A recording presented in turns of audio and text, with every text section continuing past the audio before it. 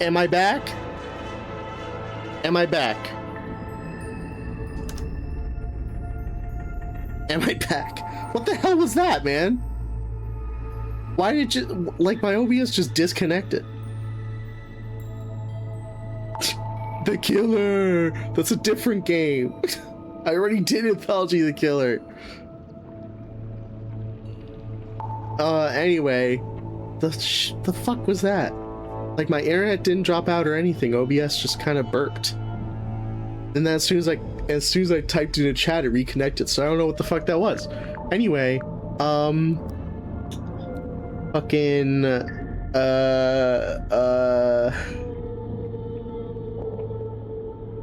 yeah, Goblin, I did Anthology the Kid. You got... Do me a favor. Yeah, after stream was over, just go through my VOD channel and just pick and choose some ones you want to watch. It's okay. It's alright.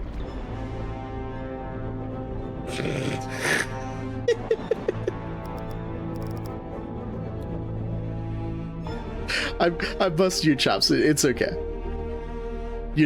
Nothing's required. Anyway, I need a good example of the, yeah, there, look. Look. Because this map, look, it has the F emblem, because both of these go to TGI Fridays.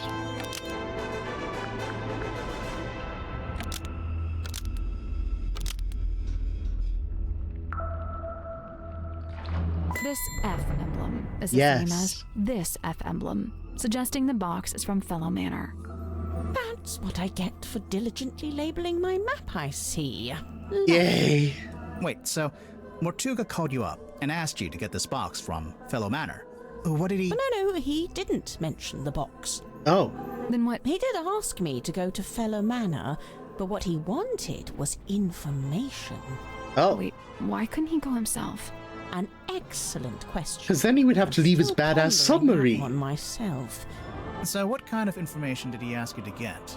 Can't tell you. Sorry. Yeah, but yeah. The information Mortuga wanted, whatever it was in the box. I believe so. How would you know? Did you open it? She must have done. And when you gave it to Mortuga, he must have opened it too, to check it had the information he wanted. Oh. As I've said, I came on board the submarine via the foredeck, and Mortuga met me in the parlor. He took the box and told me to wait in the control room while he went down the hall into his cabin. So I waited in the control room. I was the only one in there, but, What? But... I could hear Mortuga opening the box. How? Oh.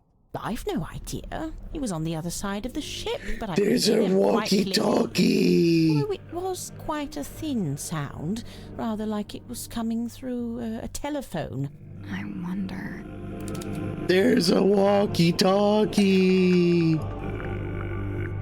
We found this really cute little handheld radio in Mortuga's cabin. We did find out that Mariana Moon's little moon necklace is a cell phone, but we found out that Dirk Dansum isn't the one that called her. Mortuga took Dansum's phone and called Mariana. That's why she's on the ship. Turns out. We found this radio hidden in Mortuga's cabin. It's kind of busted. Seems to be turning on and off by itself. So the radio was picking up the audio of Mortuga opening the box and transmitting it to the control room? When I heard the sound, Which means there's another radio in the control room. Coming from the control panel, but as I mentioned, it doesn't have any kind of radio. So it's still a mystery.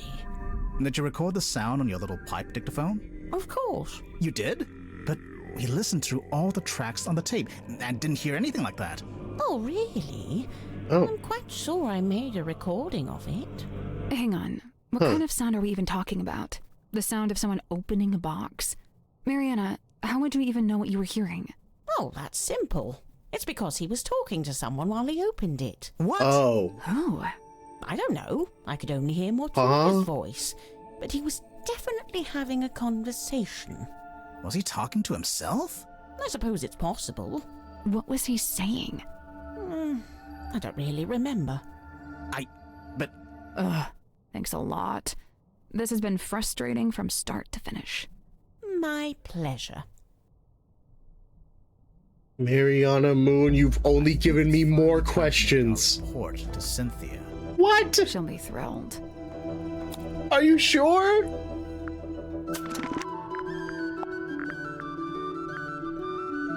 I mean, yeah, I guess we have all the clues. And we've questioned everybody about everybody and about everything. But no, we haven't. Why isn't suspects checked off? There's another suspect that we haven't met yet. And there's clues you don't have. And we're only 57% into the game. Oh no.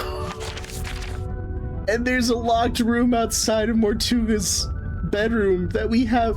There's the other deck that we haven't gotten to because it's locked. Fuck. Okay. Choose who dies. Hey, let's make a report. Hey, Here's do you have everything a we've minute? learned. We're, ready to make our report. What's wrong?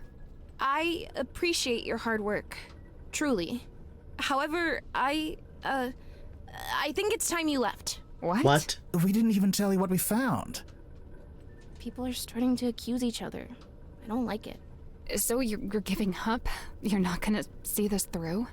Sorry, but I just think maybe What? That's just the way it's meant to be? I need to go. Everyone's gathering in the mess hall. I'll resurface the submarine, and you can leave via the foredeck. I guess we'd better go. No.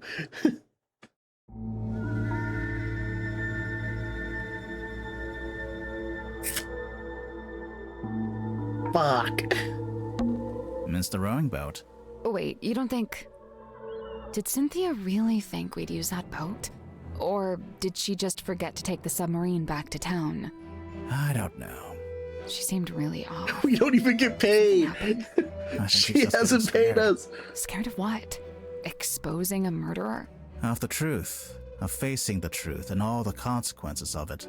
Hmm. Whatever they end up being. We're not really going to leave, are we? No, of course No, not. we're not done. Not yet. But what do we do? Remember what Cynthia said? Everyone's gathering in the mess hall. Oh. Seems like something of an opportunity.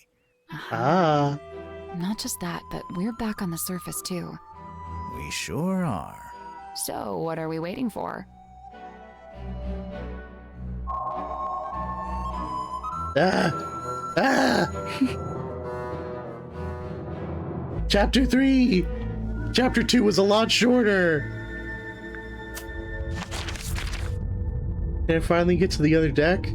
Oh, I can go over here. I guess now we can get outside. Yes. Now we can go out here. What if the submarine is the killer? What if you're the killer? We arrived at the submarine just before sunrise. Uh-huh. And now it's sunset. Mhm. We didn't have access to the deck while we were underwater because this is a pressurized door and this was underwater. Hello, who's that? Holy... Grimoire, there's a giant wooden woman tied to the back of the submarine.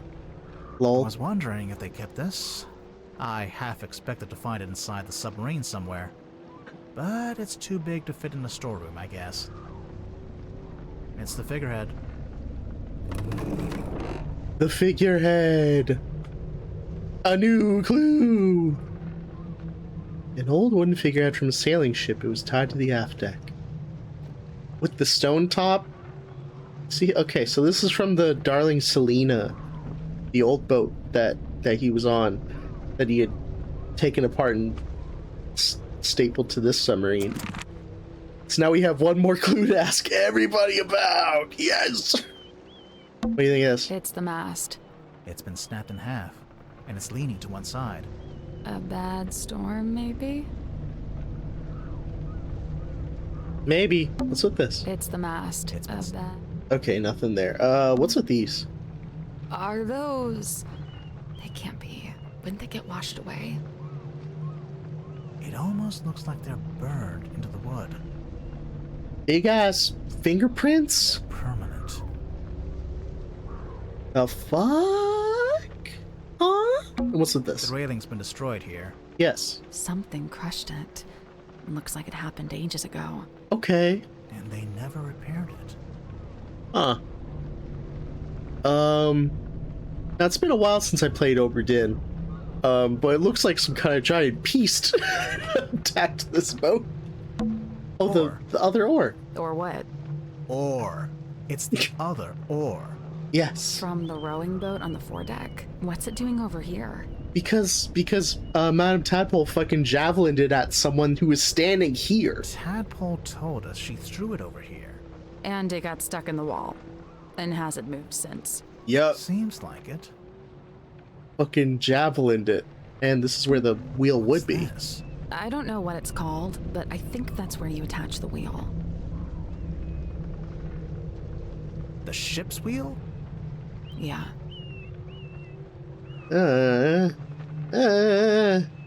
Barnacles. It's the aft deck. It doesn't look anything like the foredeck. Of course not. This is from a different boat. Taped to it. The sunset is beautiful. We arrived at the Oh, submarine. now it sounds like Okay, we already said that. It's the door leading back into the captain's quarters. the one part that actually looks like it belongs on a submarine. There's a big metal latch, but What? it just seems odd that you'd be able to latch the door from the outside. Right. Huh. Right. Huh? Huh. Okay, well. What? Hello? What? What? You just said something. No, I didn't. But... Never mind. What was that? What was that? Hello? What's that? Pardon us, everybody. Oh, excuse me.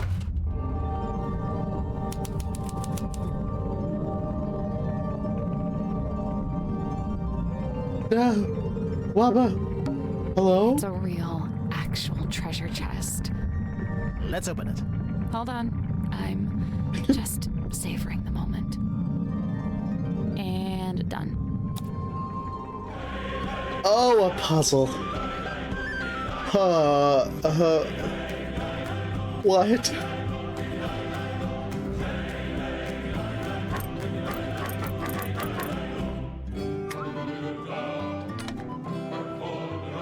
Okay, so you can see that. You can see that.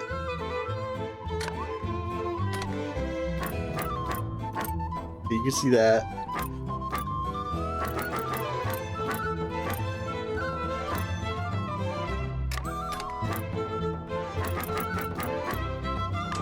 You can see that? I don't... Nope. No? So there's 12 big keyholes. Those are for pirate keys. Uh-huh. And each pirate key is itself a keyhole for the smaller flag keys. Oh. I noticed the pirates can rotate, too. So each pirate is coordinated to...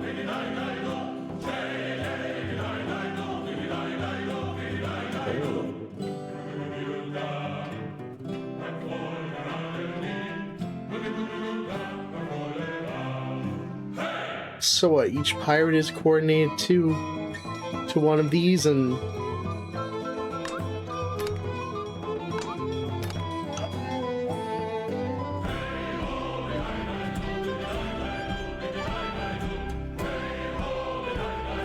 What? Then how would I know which pirate is coordinated to?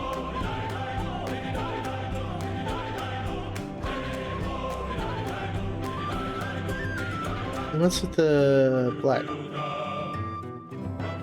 Oh! Oh, wait, okay.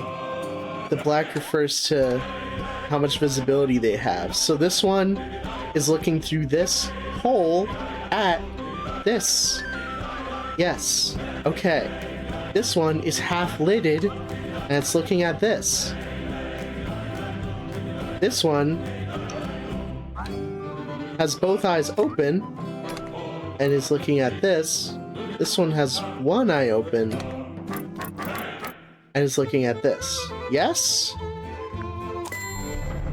Oh yeah. You want to say it? You want to say it, Sally? Got it. Yep. Nice work. What's inside? Ouch. Ouch. Ah! What happened? You took damage. I cut my finger. Oh. There's something sharp in there. Ocean treasure! The coral! Of associate ocean themed treasure. It was locked in a chest in the dome tank. My crystals, my fish bones, my shells, my croins, my fish croins, and the coral, which has a little thing it plugs into. Coral has a little plug nubbin. I think the coral is not what it seems. I guess it was the coral that's sharp.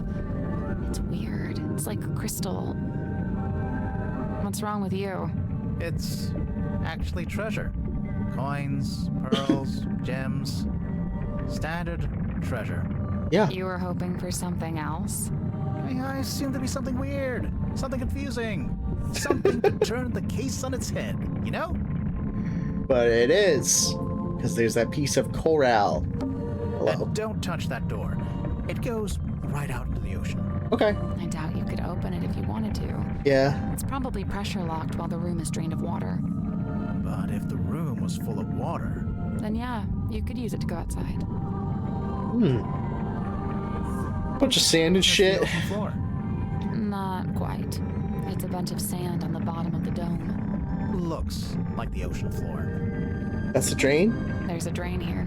That must be how the room fills and empties itself with water. Is the bilge like flooded right now? Complete with their own barnacles, seaweed, and starfish. I assume they're decorative, but they're real.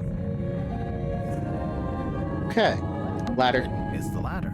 It wasn't easy to climb down, but it'll be even harder to climb back up. I guess it'd be easier if it was full of water. You know, you could just swim to the top. I'll stick with the ladder. Yep. Okay. Oh god, we have to check all the rooms. And now we have new clues to ask all these fuckers about. What's this look like right now? Anything new in here? It's a thigh-high pool. Don't say But it no. was in between. Nothing new.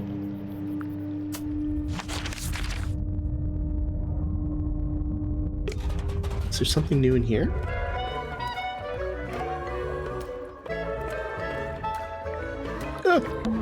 Well, Tadpole's not here. Yes! Thus, you're free to start breaking her belongings. Yes! LGBT, can you ask all these fuckers what the clues are about? Yeah, sure thing. Asking people about clues is the #1 thing to do in a mystery. It not only lets you understand, it also lets you understand. Let's break this bottle open. Oh, what are we gonna use to break it open? I don't know, this? I Yay! can finally take a proper look at this. Why do we get to choose? Okay, let's look at this shit.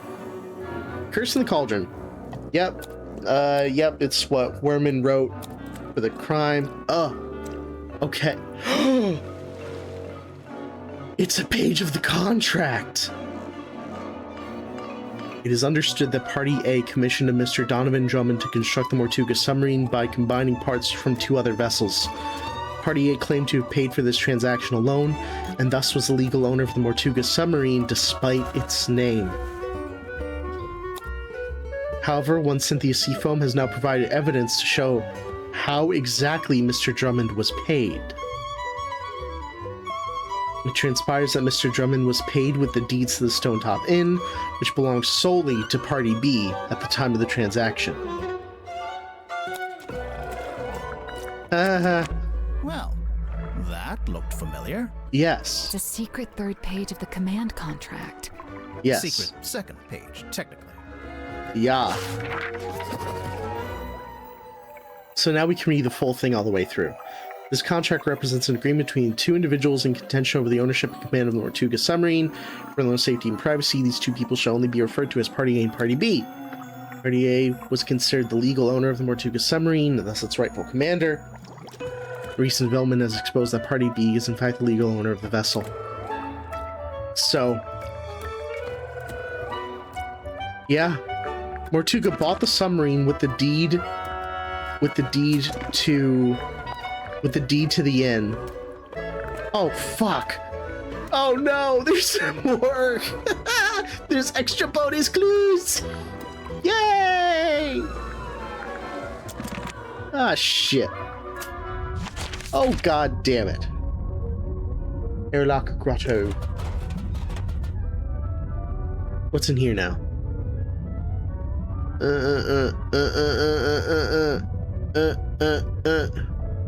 Glass shards forever. It's okay, we'll put them in the dome tank, they'll become sea glass. Can I have it? Big compass. Well, yeah, it's the big compass. Can I take it? No. I want to, like, touch things. We already solved it. A giant cog. Oh, I forgot to ask about this. Maybe I should touch it. Grimoire, Look at ground to paste. what did I tell you when we first met? But if I ever get stuck in a giant cog, you wouldn't pull me out.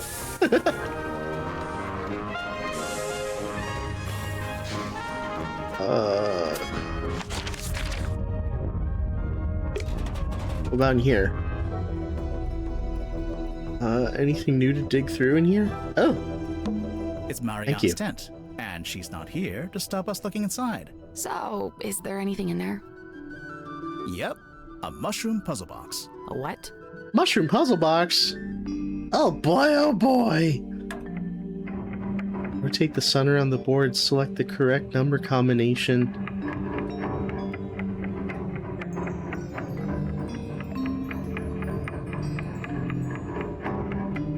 So there's Dayglow, Evergleam, Illuminite, and Nevergleam. Okay. So there are ones that glow in the daylight, ones that are always glowing, ones that only glow in the night, and ones that never glow. So, let's see. Okay, so it's 1, 2, 3. Right? 1, 2, 3. Ones that are always glowing no matter what.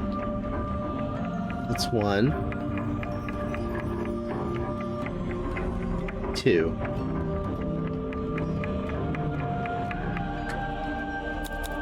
Ones that only glow in the nighttime. 1, 2, 3, 4.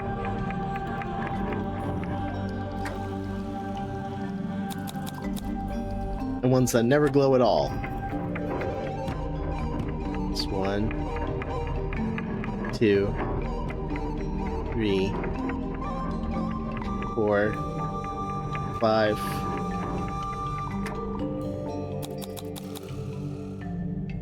Do I have the right number of day glows? Hold on. Wait a second. 1, 2, 3. Yeah. Ones are always glowing. Okay, I think I got it. Yay! I'm impressed. It opened. It opened. What's in there? It's a little plastic thing. Little plastic thing. Oh, wait, I know what this is. It's a tape from Mariana's dictaphone. No. Oh, fuck.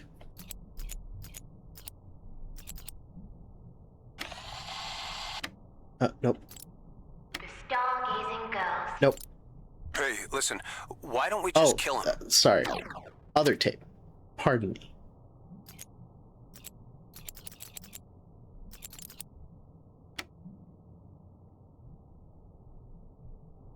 Hold on.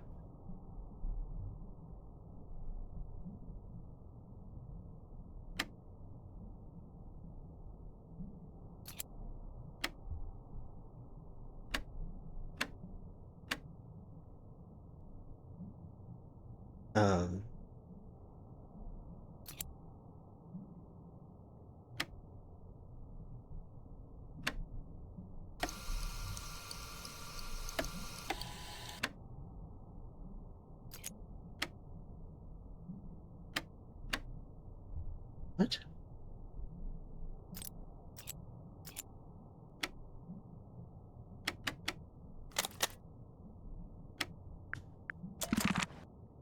Oh, That game. recording. Okay. It's more No. open the black No, the game box. broke. The game broke. Hold on. It's what Mariana said she recorded while she was in the control room. Well, okay. And just like she said, Mortuga's having a one-sided conversation. Sorry. I think it's missing half the audio. If only we could hear the whole thing. Even as it is, I'd say this is a pretty important discovery. Oh? Yeah. Finally know how to open the black box. Oh, do we? Do we? Yep. It's no wonder we couldn't get the lid open. No, not yet. Oh, we have to try and listen again. Sorry. Let's try that. Let's try that one more time. Oh, there we go. Hello, who's this? My name is Magnus Mortuga. Oh, it's recording some phone calls. Just happen to have my number, do you? Listen, buddy. I'm not lying to you. You and I share a mutual acquaintance, and she has informed me of your skill set. I wish to hire you, and I believe I have something I can offer in payment. I'm listening. What are you after? I'm in need of information.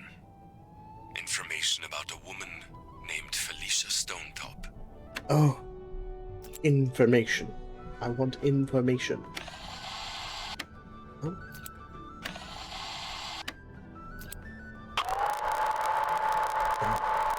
I really don't know why you're here. This doesn't concern you. Oh.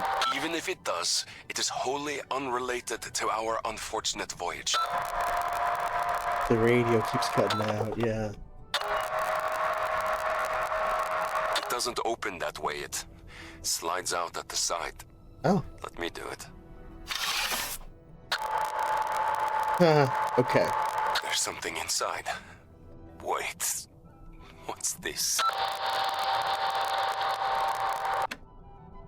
Okay.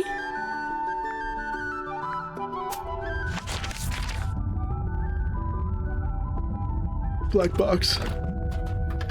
Pardon me, everybody. Oh, excuse me, everybody.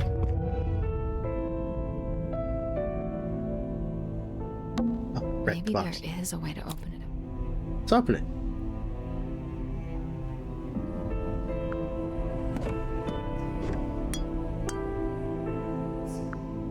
It slides out at the side. Let me do it.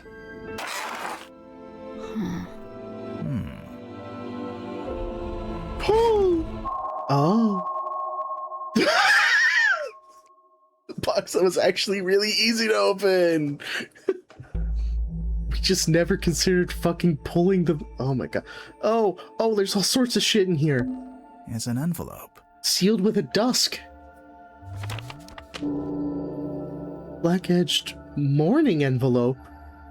Found in the black box. It's been ripped open at the side and is currently empty.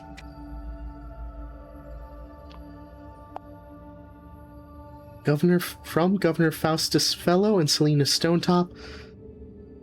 From Faustus Fellow and Selena Stonetop. Governor's Manor. Fellow Estate, Ponderhelm, Silvermont Sea.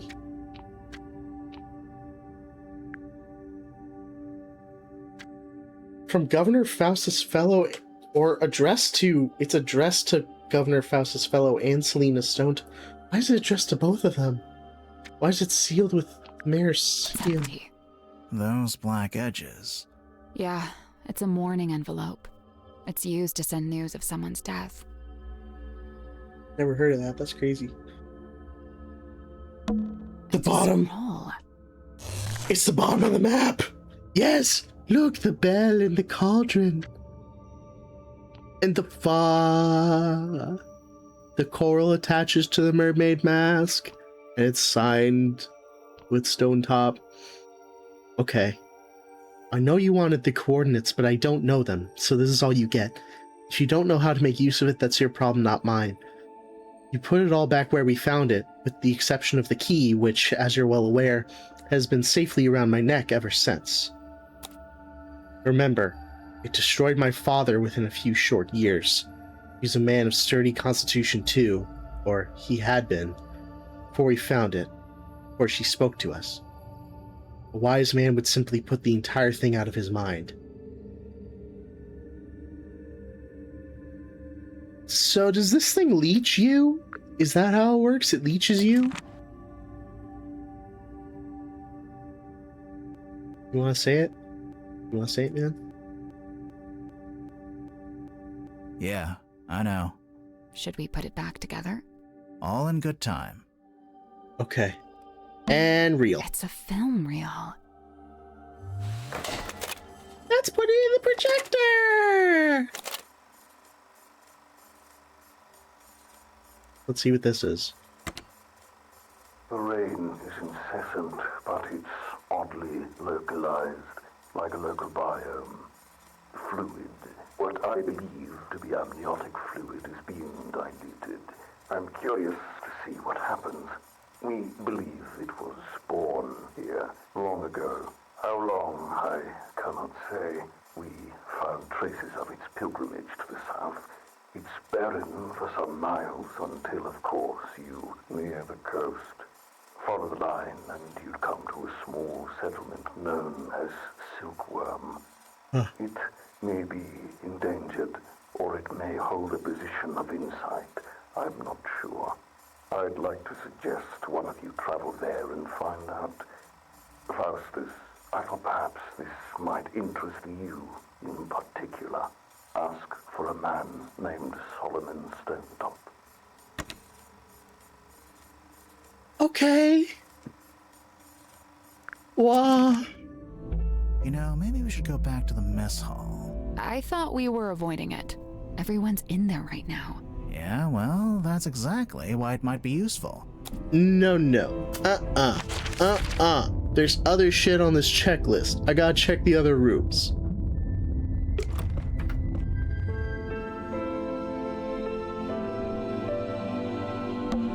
Maybe it's time we took another look at this iron bell. Yeah.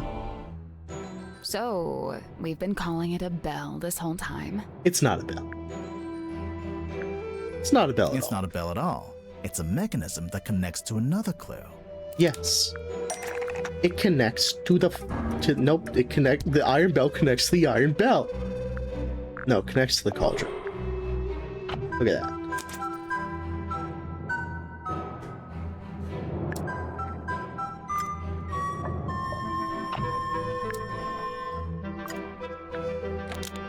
The hanging part slots into the shape on the lid to lock or unlock the cauldron? The hanging part slots into the shape on the lid to lock or unlock the cauldron. If the bell attaches onto the top of the cauldron, then it must be possible to move it down into the room below, into the illusion theater. Oh. What are you suggesting? We carry it along the hallway, down the ladder, along another hall? No. There's gotta be some simple way to It's do on it. a winch. Yeah. Let's take another look at this room. Oh my god. The table? Yes. I'll let you do that. Get rid of the Should carpet. we move the rug? Yeah. Me again, huh? Should we open this? move the lid? I can My take this fucking one. god. Okay. Wow, thanks.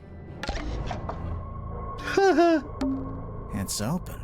Looks like it's exactly the right size for the bell to go through. Oh my god. So what now? Do we just turn the rope winch ourselves? I guess we could, but it's probably easier. The rug if we was use recently handle. added. That's true. I don't see a handle. That's because it's not in this room. Ah, The handle isn't in this room. So the handle goes where? I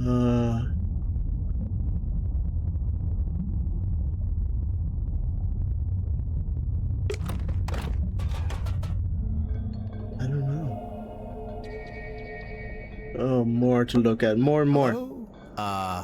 X? Is he still asleep? I like having the little fucking clue to click on thing on. I'm gonna keep that on. I like. Hi, Sim. What are you doing here? You're supposed to be in the mess hall with Sorry, everybody else. Startled me. Hex is my friend. I may be of help. His thoughts and memories are wrought visible upon his skin. Uh-huh. Surely you wish for him to think upon the last time he saw Magnus Mortuga. Yes. Yeah, sounds good. Sure. I love Sim's entire design. I hate this emoji. Oh. What's she doing? She's just tapping the glass. Shh. It is done. Okay. Thanks. I was never here. Wait, where'd she go? Never mind that. Take a look at this. That's crazy.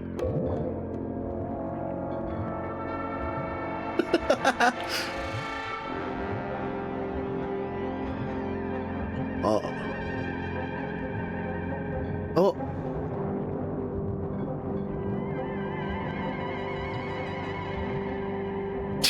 No way! You give $5 for playtesting the Domino's app. That's fucked up. What are they doing? What is Domino's doing? They're paying everyone $5 to use their app. Something's going on, okay? Don't you see? They want everyone to have the app. Why? They're planning something.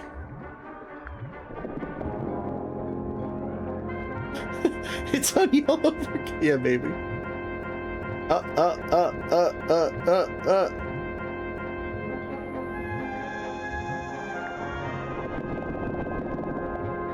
Why? It shows him closing the thing.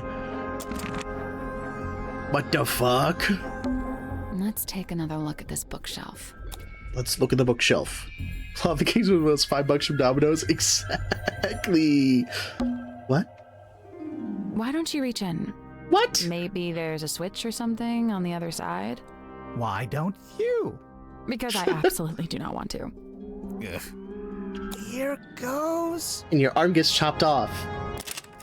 Oh, that's his arm getting chopped off. Got it. Oh. Oh shit. Why? Yeah, why did the hexapod see the bell close? Why did the hexapod see it? I mean, hold on. Because at the angle that it saw it, at the angle that it, yeah, he lets it out. The angle was from outside the porthole. Oh. Oh. The bookcase moved. It was a secret door. Sally, you must be thrilled. My secret door quota is well on the way to being met. Oh my god. Cabinet of Curiosity. Papa, dude. What? Hey, what's that? Hang on. Is that? Yeah, it's Boggy. The swamp monster from Boggy's Bog.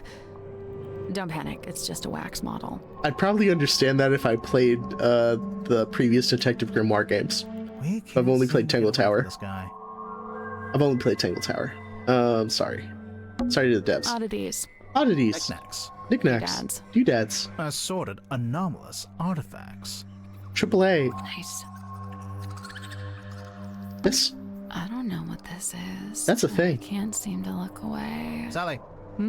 You are getting hypnotized. Really? Cool. Okay. So, it's a unicorn skull? Unicorn skull. Slow down. Could just be a narwhal.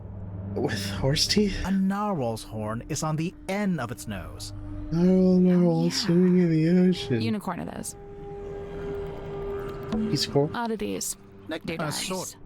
This? This looks like one of those metal masks they used to make prisoners wear. Man in the Iron Mask? When did they do that? You know, the olden times. Right. Mysterio? Hey, it's a crystal ball. On a normal day, that'd be worth a look. But I think we've already hit our crystal ball capacity. No, the other one is just your uncle ball. It just shows an uncle. Bottles. Of what? Bottles. No, you know, stuff. Bottles of stuff. These? What's that? A letter? 2 letters. Oh shit. Zephyr's letters from Magnus? 2 handwritten letters found in the Cabinet of Curiosity. The letters are written on note paper branded with the Stone Top Inn logo.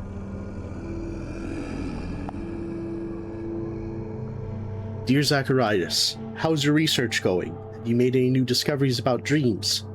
Silkworm has been quiet recently. I may be going on a trip soon, an ocean voyage. Alicia has been trying to get hold of a particular map. She says it will lead to something really strange and interesting. She says it is something that could, quote, change our lives. I am apprehensive about it. I think I like my life the way it is. Magnus. Dear Zacharias, the voyage turned out to be ill-fated. Since returning, I've been quite ill. I'm recovering, but am now afflicted with a peculiar recurring dream. I've drawn a picture. That's,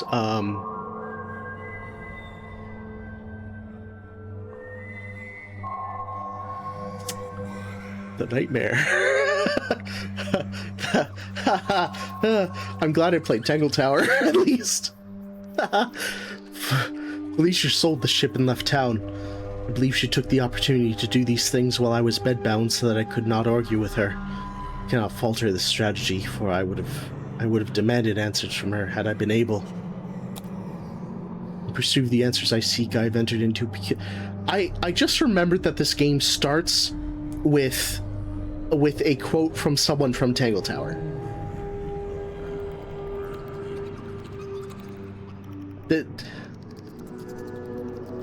And with the fellows in this game, there's some involvement of the fellows. Like, why does this connect back to Tangle Tower? What's going on? There's a bigger mystery. Anyway, in pursuit of the answers I seek, I've entered into peculiar agreement, and soon I too will be leaving town. In fact, I'll be staying on board a submarine for a time. And now the reason for this letter. I would like to request that you accompany me on this venture. You could bring your equipment and continue your studies on board. There's plenty of space, and the voyage may even afford you unique research opportunities. If you are willing, return to Silkworm as soon as possible. When you arrive, I shall already be housed on the submarine moored in the dock. Important. Do not... Oh, sorry. Where did I get do not from? Important. Go to the Stone Top Inn and retrieve the large stone cauldron from the cellar. Conceal it amongst your supplies and bring them all on board at the same time. I'll meet you on board. You can set up what is currently in the infirmary. Woo! You can set up in what is currently the infirmary, and I shall take the cauldron from you a little later on. Magnus. So, holy fuck. Holy fucking shit. It's an armillary sphere. My armillary sphere, Usually what? the rings are set around the Earth or the Sun. But Okay. this one has a little clawed foot in the center. Huh? I don't have the mental capacity to consider the implications of that. We all live on a chicken foot. Is it a mask? I'm not sure. But if you laid it down flat, you could use it as a sundial. Yeah. What's that? Trinkets. Keepsakes. Curios. Ephemera. Yeah, good one. These? Trinkets. Keepsake. Curios. Ephemera. Same Good shit? one. Big ass geode down there. Zephyr's Cabinet of Curiosity. It's not a cabinet. It's a whole dang room. Well, almost. It's more like a walk-in pantry. Yeah. A walk-in pantry is a room. Pantry of Curiosities. What are these, real skulls? Bunch of little skulls down here. Oh, that's a clue? Oh, it's a puzzle? Oh!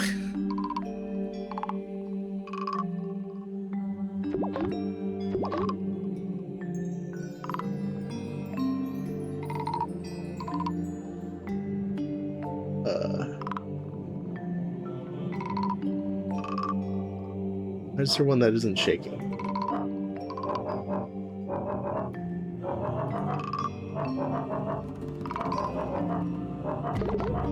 Oh.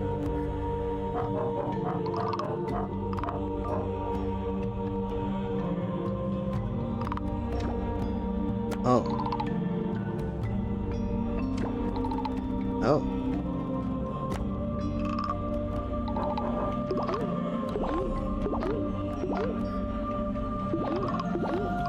Oh, I see. There's only 3 shaking ones. It's actually that one goes up there.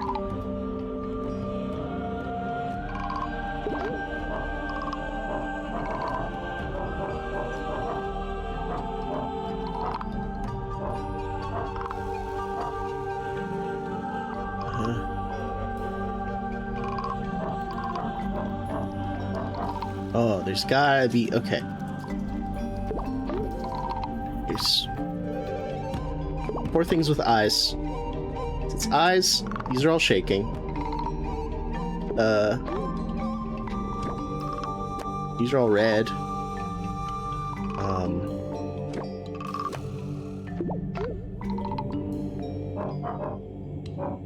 Any other long-nosed ones? Yes.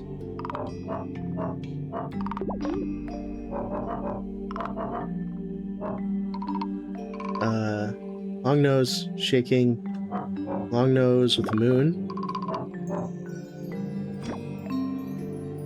Long nose with horns.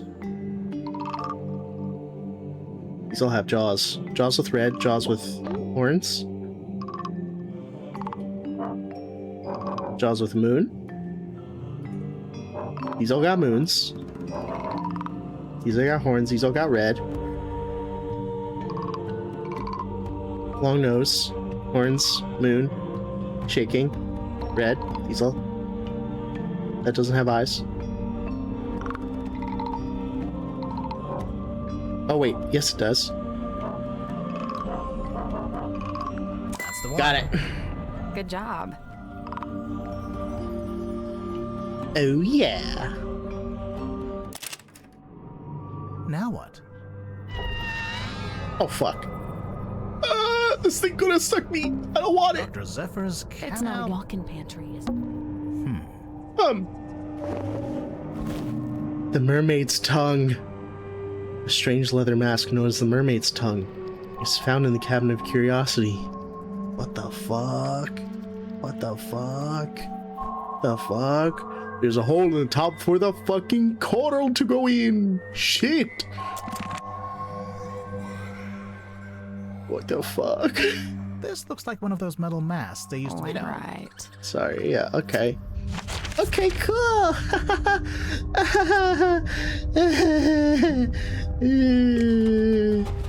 You gotta find, there's another radio in here. There's a radio hidden in here. Can we look at the control panel? Yes. If you promise not to press any of the buttons. I will make no such promise. Looks like something's missing here. Something with 3 small holes. Bowling ball? Coconut? The compass. Hello? No, you're not gonna... Oh, what's that? Now Cynthia's not here, we can finally take a closer Oh look yeah, at the that jacket. I bet there's a radio hidden in the fucking Good, but It's jacket. still locked behind glass. Now, there must be some way to get at it. Now there's an electronic panel over here. Some kind of switch, maybe? Yes! Oh, drag the 9mm piece into the correct positions.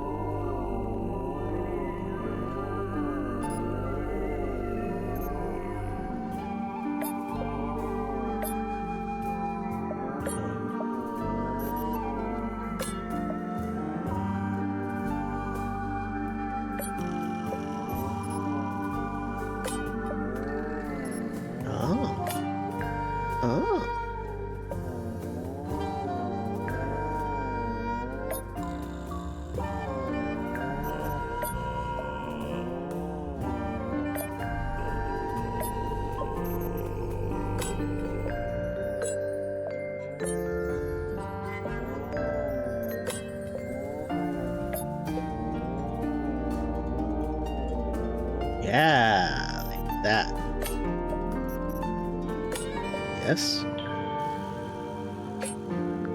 Yay! Good job. Check it! Gimme. I've been dying to check in the pockets of this thing. Oh, hey, there's something bulky in here. A radio? It's a radio. Yep. It's just like that one we found in the captain's cabin. Well, almost. No! It looks like the Mama and Cynthia! Oh!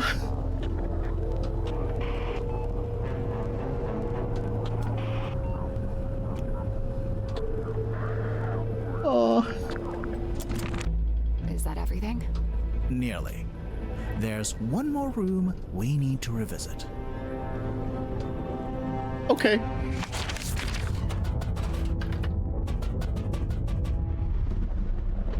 Well, here we are. One last time. There must be some way to get the iron bell to lower onto the cauldron.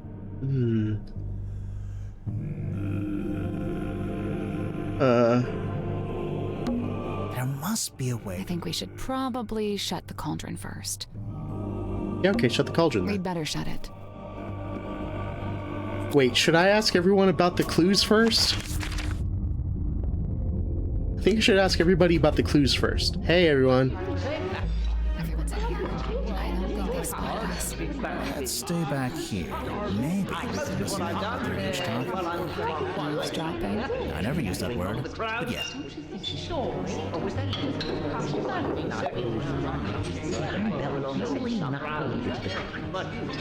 Oh, it is. Tadpole wouldn't let me swim in her pool.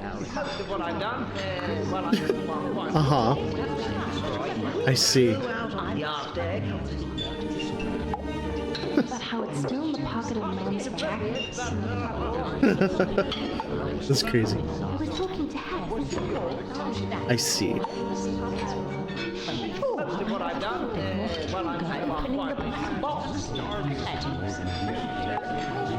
Safely concealed by the bookcase. Maybe I should start locking my door when Okay, so we can't ask anybody about any of those. Okay, well, let's do this then. We'd better shut it. Okay. Now what? Let's leave it shut for now.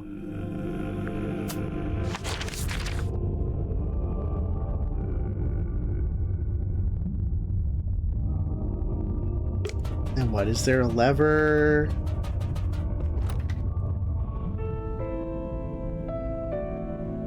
Wait. A lantern. It's been a while since it was lit. A rope. lantern. It's been a while since it was lit. No, I guess not. Down here? This was Martuga's bedroom. Technically, if it...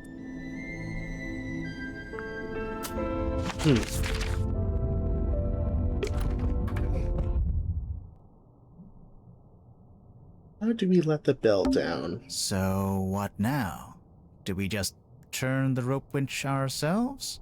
I guess we could, but it's probably easier if we use the handle. I don't see a handle. That's because it's not in this room. Ah. Handle isn't in this room.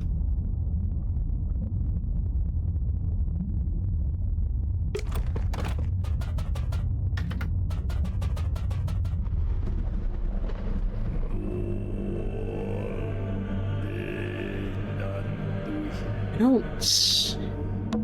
There must be a way to lower the iron bell into this room. How? There must be a way to lower... Let's leave it shut for now. Huh. Is there a lever in the bilge?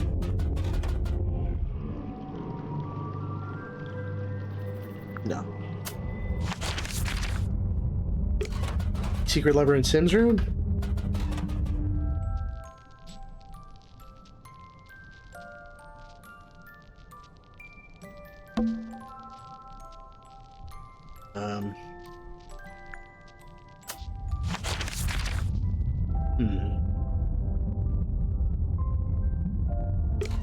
Something in the control room?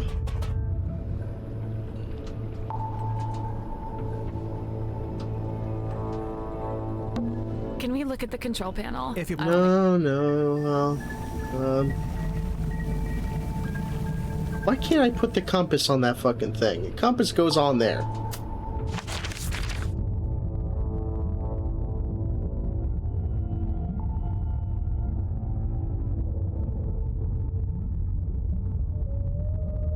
Is there a lever elsewhere?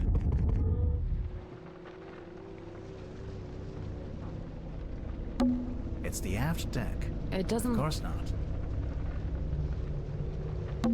Or what? What's it doing? Tadpole. And it got stuck in. Seems like it.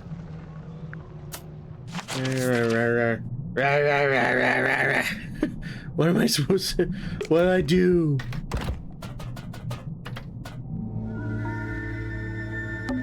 Hey, buddy. Been a while. What? It's boy, by the way. No, it's buoy. Buoy. Agree to disagree? Disagree to disagree.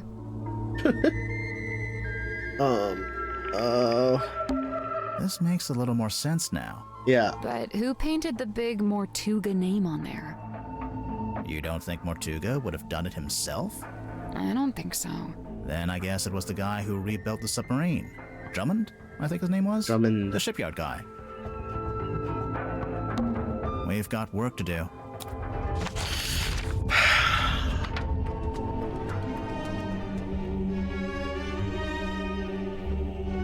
Lever?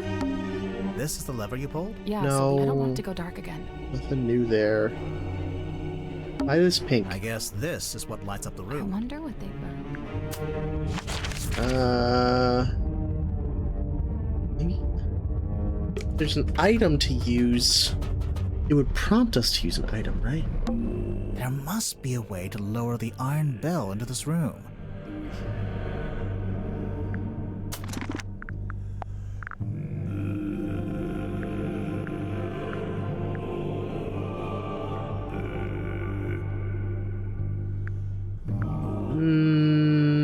But how? But how?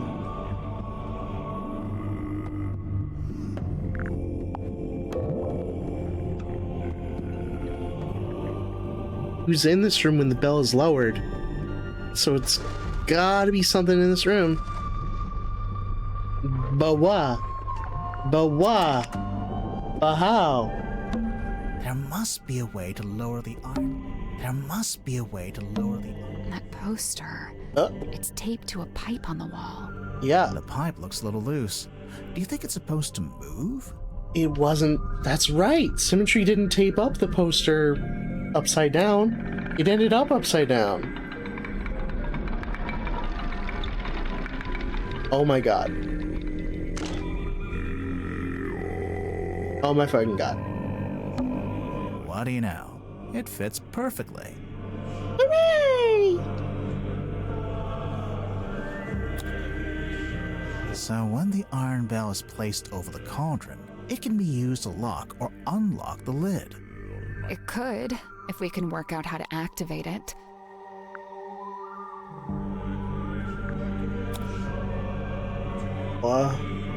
Turn handle.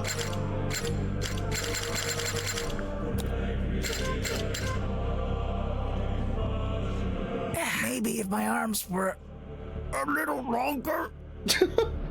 You know, you don't have to stand there with your face pressed into it. I'm not. Because there's two of us. We can take one handle each. Oh, right. Cooperation! Oh. What's that? That little metal part isn't supposed to be there, huh? I wonder. A Super Mario Wonder. Fragment! Small metal fragment that was lodged in the iron bell.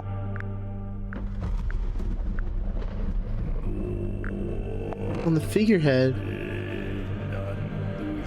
it looks like it was part of this.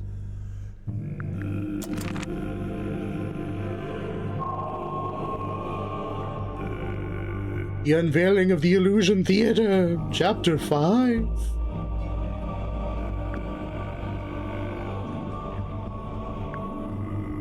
murderer. Let's put this together, shall we? Go ahead. So, Mortuga opened the cauldron in order to take something out of it. And that's when he was killed. Okay, but how was he killed? The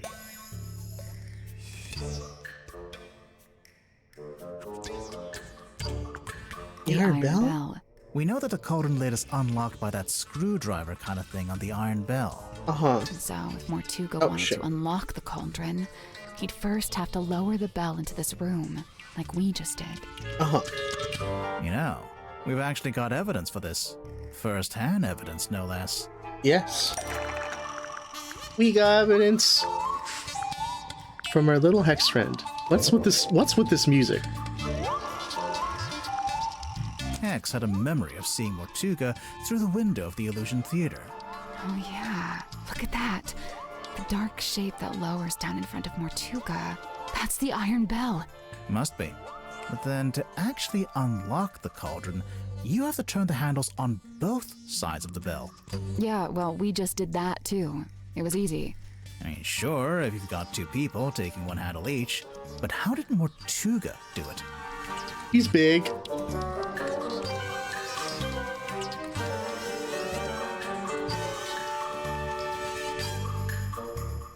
I mean, maybe he did have help from someone else. He had help from someone else. On second thought, maybe. But then to actually unlock the cauldron... Yeah, well, we just did that. Sure, but how did Mortuga do it? He had a tool? A special tool.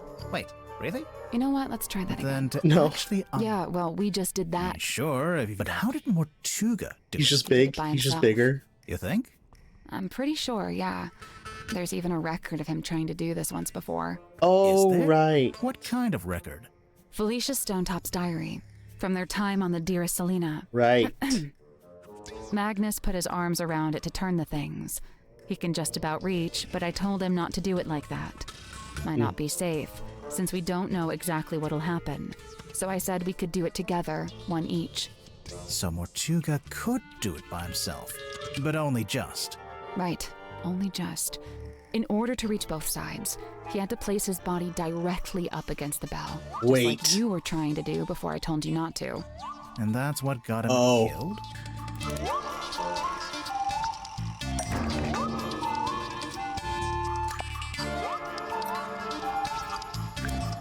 This thing wedged in the side.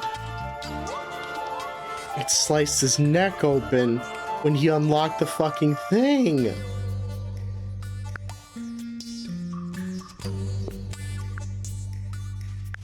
A metal thing was glued onto the iron bell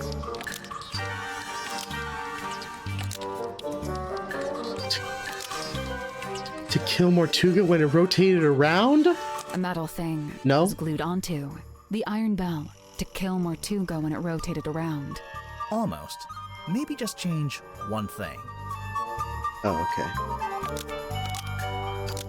Was wedged into. Metal thing. Okay. Was wedged into. It wasn't the glued. Iron bell to kill Mortuga when it rotated around. Mortuga was cut straight across the neck when the upper section of the bell swung around. Oh my god. So fast it goes, and it's really heavy. It must have a whole load of force behind it. The little metal thing. It's not actually part of the iron bell. Someone must have put it there. Right, Someone the culprit, put it presumably, knowing it would kill Mortuga if and when he tried to unlock the cauldron. Huh. Only it's, kind of small. Even if you did press up against the bell, I'm not sure it's long enough or sharp enough to cut you. I think I found a glue. A glue? Glue! Metal thing isn't long or sharp enough to kill you. It was longer, but it's been broken in half. Longer, but it's been broken in half. The part sticking out of the bell isn't the complete murder weapon. It's a fragment left behind when it was broken, presumably when the culprit took it back out. A fragment of what? A knife?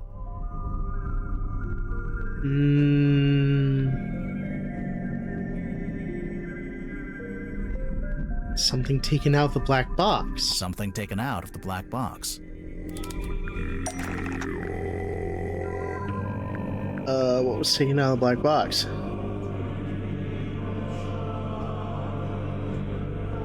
The morning envelope?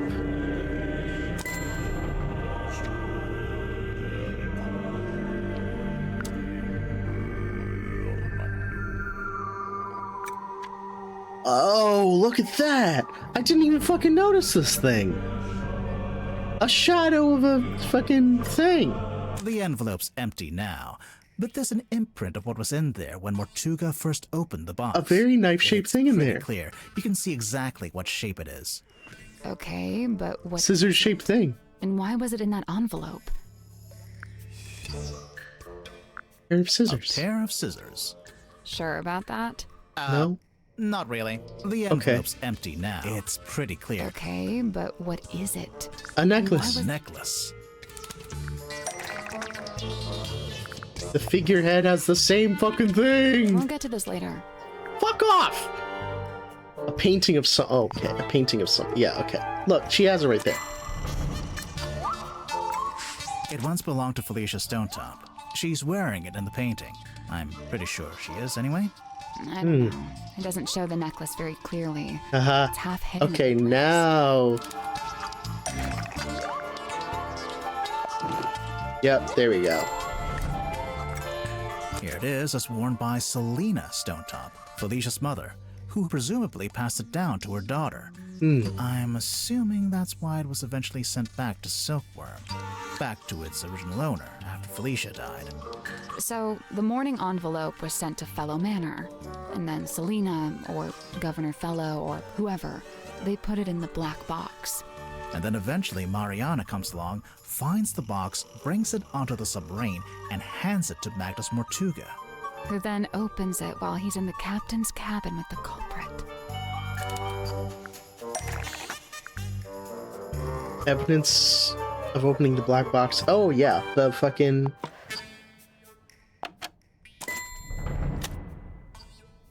This is the right clue, but we want... This?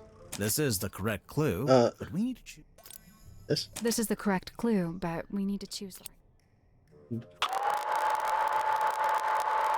I really don't know why you're here. Okay, yeah, there we go. I really don't know why you're here. This doesn't concern you. Even if it does, it is wholly unrelated to our unfortunate voyage. It doesn't open that way. It slides out at the side. Let me do it. There's something inside. Wait. What's this? What happened next? Well, we know Mortuga didn't stay too long in the captain's cabin, since Mariana told us he came back into the control room. So, maybe Mortuga left the culprit in the cabin with the necklace? And that's when they could have wedged it into the side of the iron bell, so that if Mortuga attempted to unlock the cauldron by himself... It would be the last thing he ever did.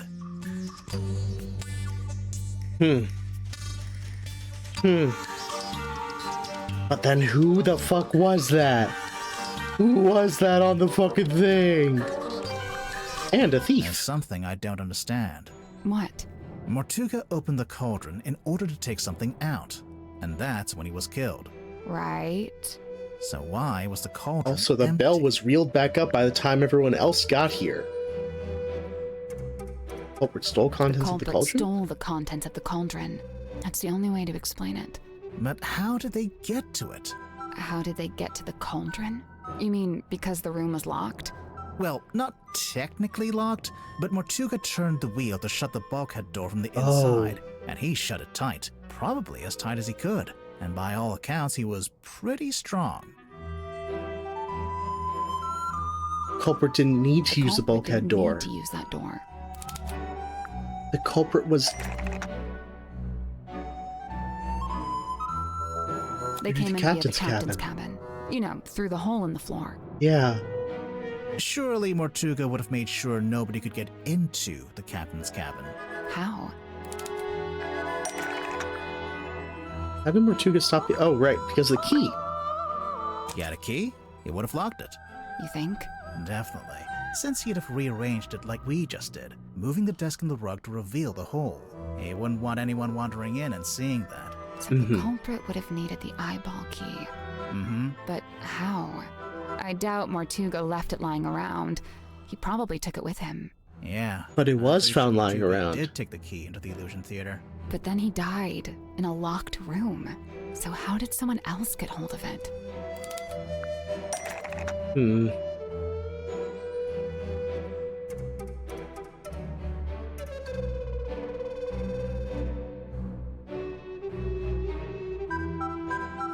The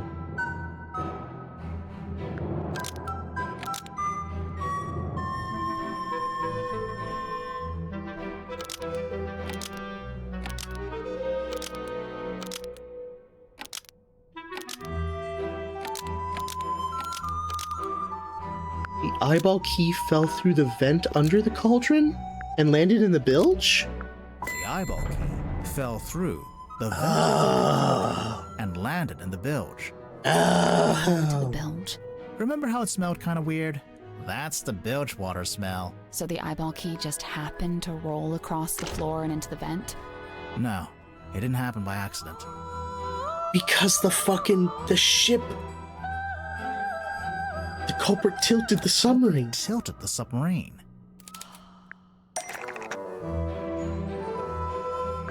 How'd the culprit tilt the submarine?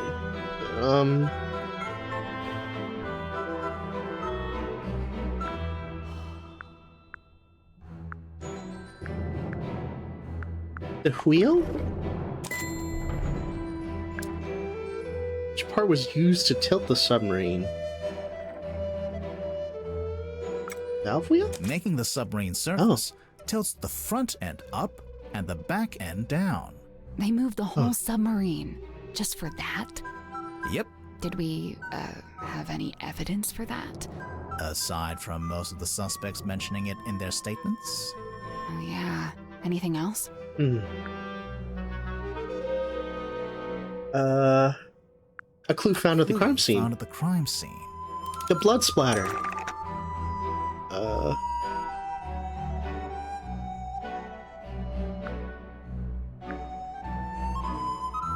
Moon vial?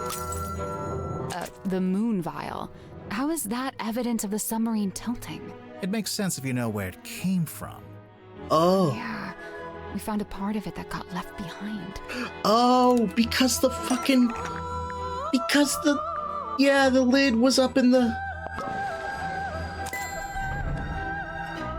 stopper. So the moon vial rolled right off Mortuga's desk and oh my the hole in the god. floor. Anything else? Phenomenon observed at the crime scene. Phenomenon observed at the crime scene. The blood. Mortuga's blood. It pulled out first, but then started running down towards the bilge vent. Anything else? Clue found in the control room. A clue found in the control room. The slog?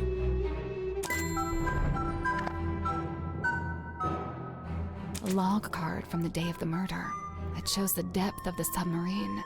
It starts at 0. That's when it surfaced. Presumably that's when Mariana came on board. It steadily goes down, but then later it suddenly goes back up again.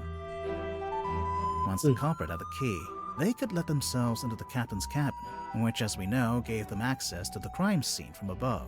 They climbed down the rope, through the hole, and into this room, where they were free to take the contents of the cauldron for themselves. Who said they found the key? Although, to get out, they'd need to climb back up the bell rope, meaning they'd have to leave the illusion theater with the iron bell still lowered onto the cauldron. No. Right, well, I figured they just turned the rope winch manually. I'm sure you could, even if it's not how you're supposed to do it. And after that, all they had to do was cover the hole back up with the rug in the desk. Yeah. Lock the captain's cabin on their way out. How? How would they have done that? It's about time we went to speak with everyone else. Mess hall? Let's go. Okay. All right. Okay. Where did everyone go? Oh. Wait, do you hear that? I can hear them arguing. I think they're above us. In the parlor? What's going on? Everyone gather in the parlor. Safest way to make sure nothing. Oh shit. Hey everybody. Hey, whoa. Derek, what's going on? Look, I know this isn't ideal, but this is just how it needs to be until we can. Cynthia, you have visitors? Hi. Hey. We're back. What's going on? Cynthia's decided to lock us in. I've just locked the foredeck access, just for the time being. How come? She may have gone mad. We're still assessing.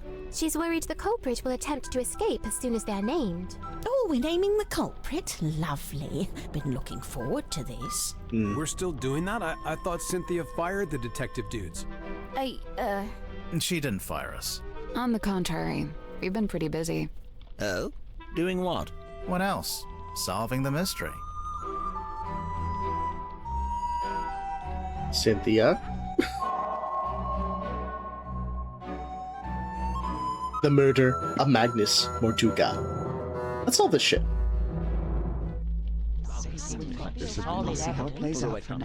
Talk to everybody. I know thy task is grave, but use a gentle hand, for we are frail and fragile souls. Fine. Okay. No promises. Okay. What do you think? Who is it? How? Why? We'll get to it. We'll get there. What's the holdup? We're all here. Yeah, it's very funny that I spent like 3 episodes getting to chapter 2 and then 1 episode getting through the... It's because I had to spend a bunch of time showing everybody every clue.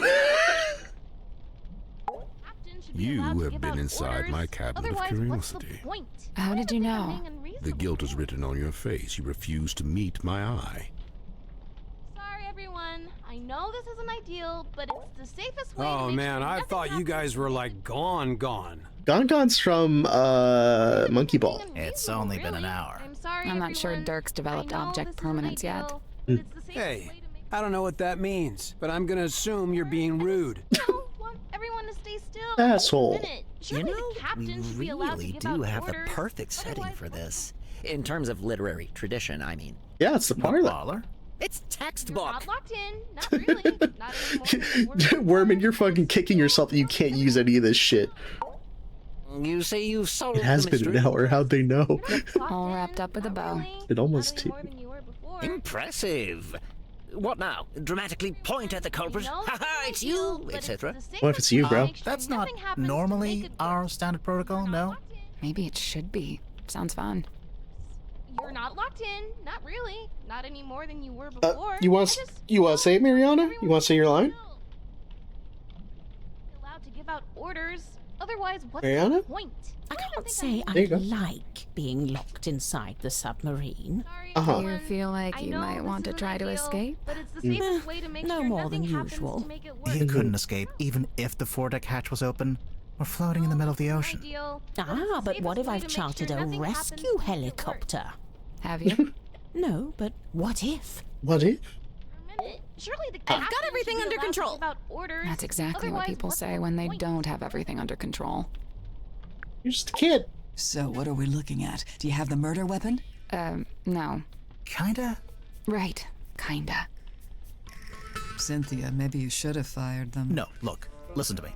Mortuga was killed by the mechanism of the iron bell. Right. It lowers onto the cauldron and they fit together. It's a big mechanical lock. Right. And there's this little metal thing wedged in the side.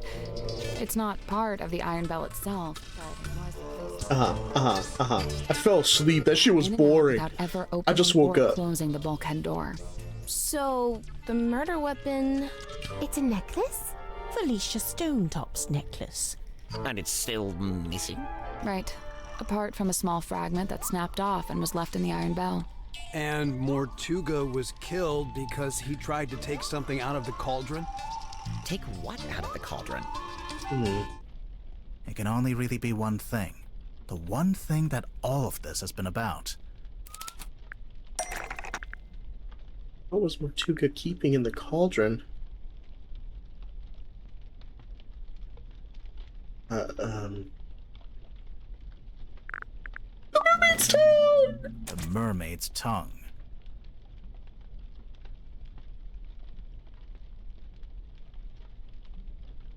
It's the name of the game.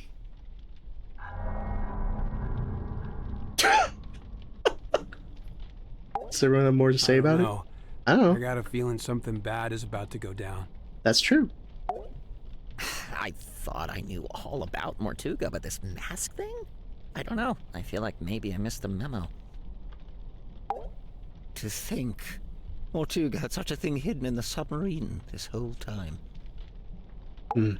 You're asking for trouble, you know that? Yes. Don't say I didn't warn you. Yeah, we're talking about a murder. It's trouble no matter what. I still don't understand. It's okay, we're gonna get to Is it. this the murder weapon? The veil is thinning. Uh-huh. We are near to it. Oh.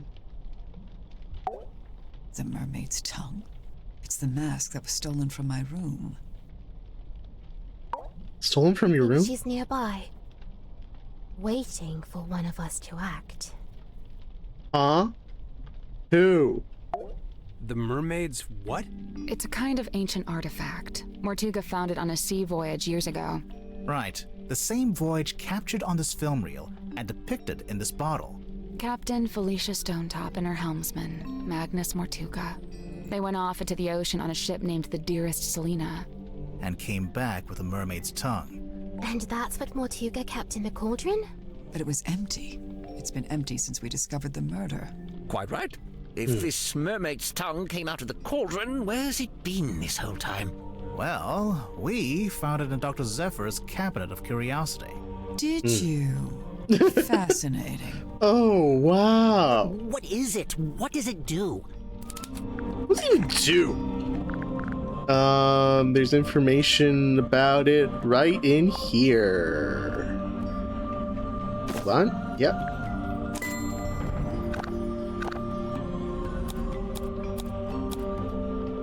The mermaid's tongue, said to facilitate communication Might win, with I don't she know. who lies beyond the veil.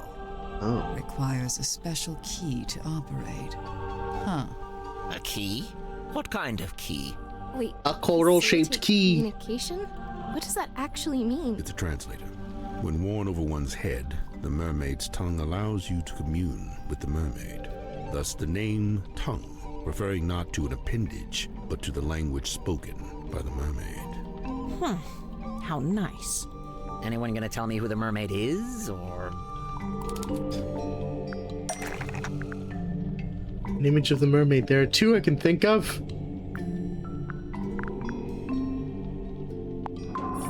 This.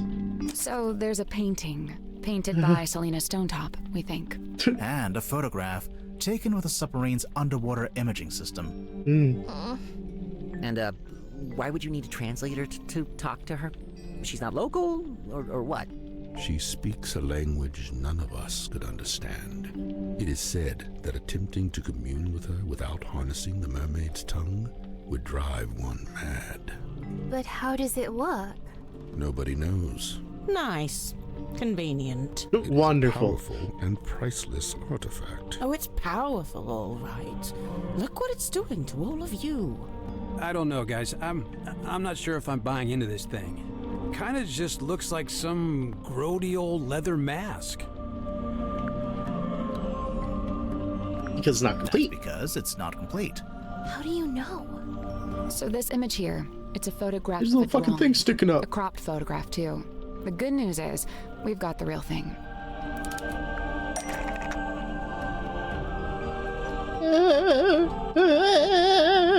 Oh. The two parts are the tongue itself? Nope. Oh. The lower part? Oh. The lower part of the image? And the upper part. I misunderstood what they meant by the parts. The map. Yup. Look at that. It turns out the ocean map shows what it's supposed to look like.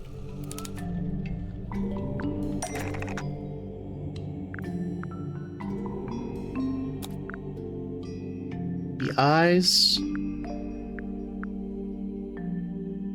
Oh. Eyes use these gemeralds. Oh. And the top uses the coral. Holy shit. Oh, sure. Just help yourself to the stuff in my personal treasure chest. I don't mind. It's part of the investigation now. Is that coral? It looks sharp. It is, and it's hard, like crystal. I'm pretty sure it explains the scratch marks in the cauldron. Oh. Why did Mortuga It's been bouncing around in there. cauldron?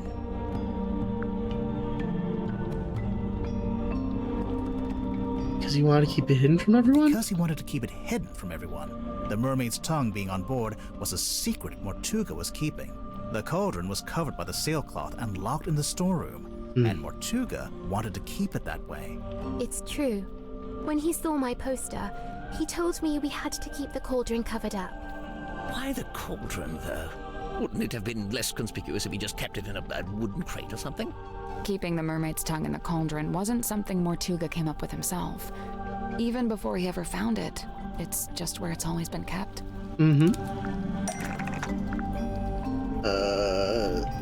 It's always been kept in the cauldron. Historical?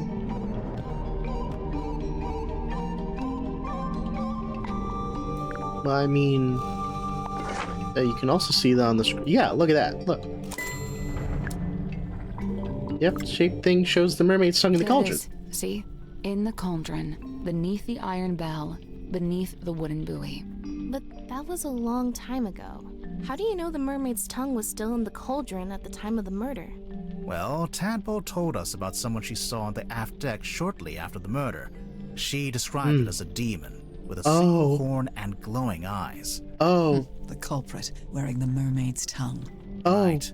We figured they'd just taken it from the cauldron after killing Mortuga. So the culprit knew about the mermaid's tongue, knew what it was, knew how to use it? Definitely. But Mortuga never really told us about any of this. How did the culprit know about it?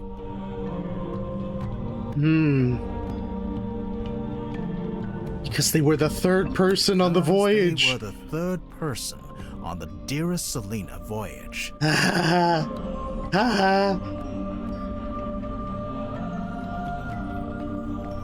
third person. The third person? In addition to Magnus Mortuga and Felicia Stonetop, I assume. Right. It was a crew of 3, not 2. And what evidence have you collected to support this? Evidence? Let's see. Yeah, his name is Detective Grimoire. Mortuga's film reel. Mortuga's film reel.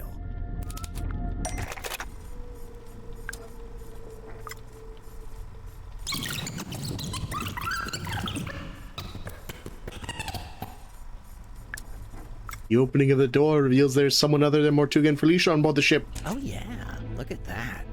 Spooky. Let's see.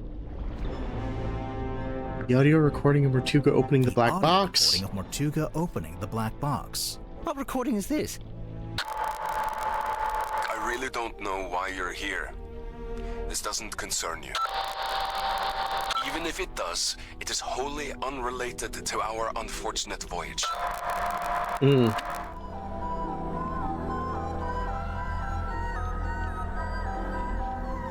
Mortuga is talking to the third person from the voyage. Mortuga is talking to the third person from the voyage.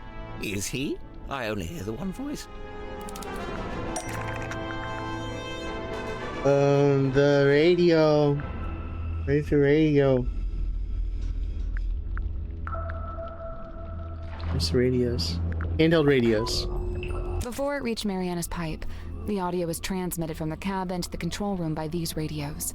Only they're faulty, or one of them is, at least. It turns itself on and off every few seconds. The cadence happened to line up with the conversation, so you only get Mortuga's half. Huh. That's quite the coincidence. Personally, if I'd written that, I'd feel guilty. There are more things in heaven and earth, Mr. Werman. Yeah. Let's see. The ship in a bottle.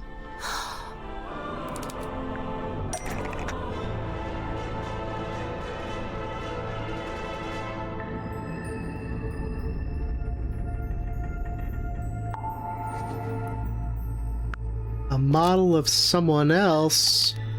Oh. The ship in a bottle rattles when you shake it because a model of someone else is hidden inside the ship. The ship in a bottle rattles when you shake it. It does rattle. A model of someone else is hidden inside the ship. I knew there was something in there. Someone in there. Well, there we are. Quite a bit of evidence as it stands. All right, but does any of that tell you who it actually is? Potentially, yeah.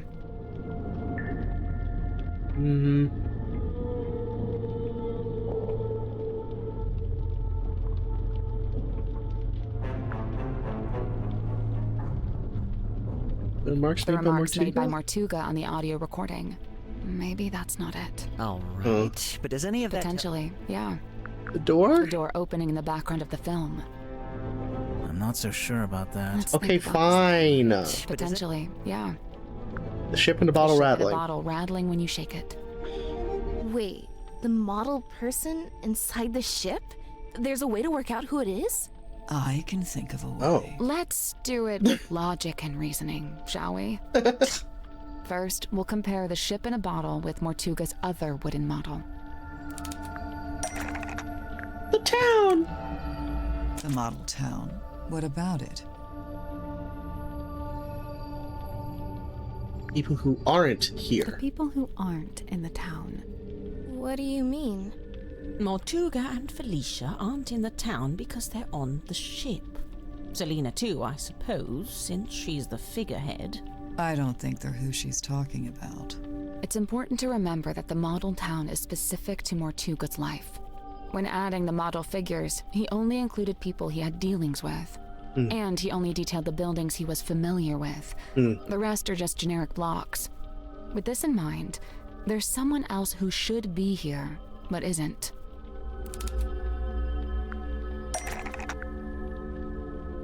Oh, fuck.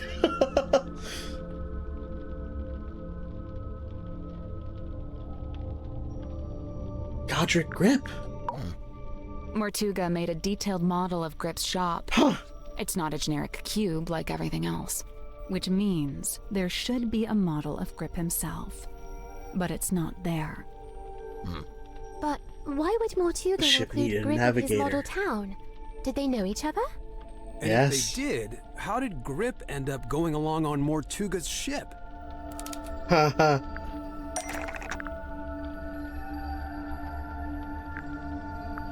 The map.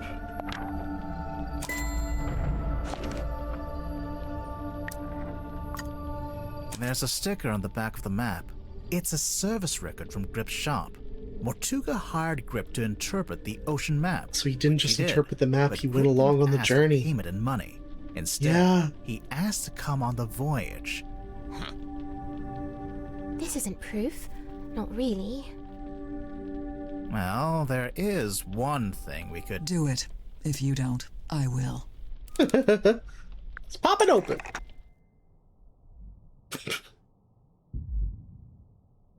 Let's use the box to do it.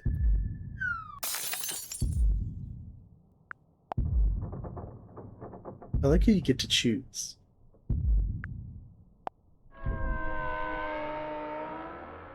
Yup.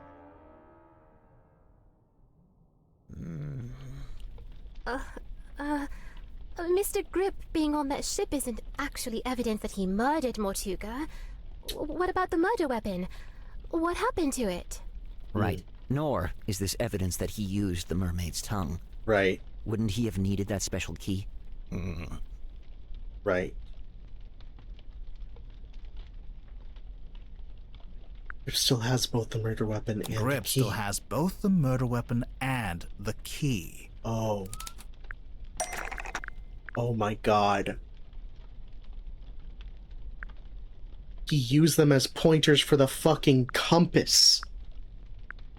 Where's the compass? Where is it? Look.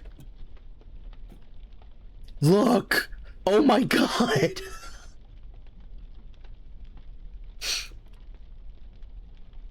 It's right the fuck there.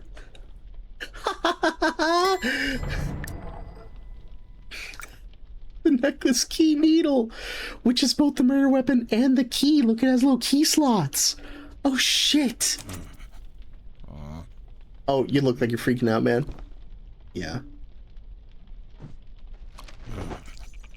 Oh. I guess this is it. Yeah.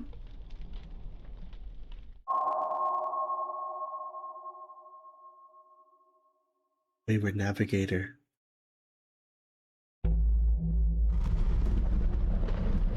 Well, let's talk to everyone else first. His countenance shifted.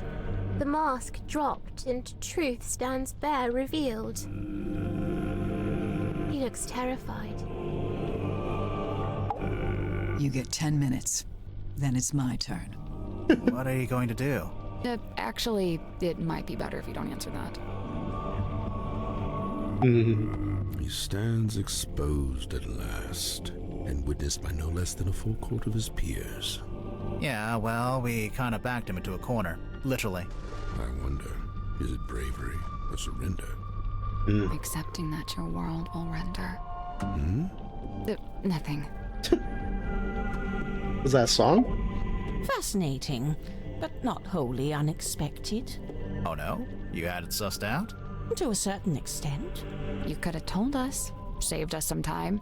And what if I'd been wrong? Yeah, lol. What do you think? What happens now? We call the cops or what? Yeah. With what? Well, the cell phone. Oh, yeah, no signal, huh? Oh, yeah, and your fucking signal thing's busted. Shit. The ship doesn't have a brig. The villain reveals himself. Another classic literary trope. Let me guess, he's about to monologue about why he did it. I'd be disappointed if he didn't. What do we do? What do I do? Should I put him in the brig? There's a brig? I was thinking maybe we could use one of the bunk rooms. We could lock it from the outside. Let's cross that brig when we come to it. Lol, lol, Sally. lol, lol, lol. What do you think? What? Oh, I can look at it? I can stick my head right in. La la la. 83%? There's more? Oh my god. Talk to me. Plot the unplottable, chart the unchartable, measure the unmeasurable. A hollow promise, such feats belong not to mortal hands. But after years of fraudulently offering this to others, I began, in earnest, to yearn for it myself. Your mustache isn't even real. A quiet desire to journey into the unknown, to quantify it.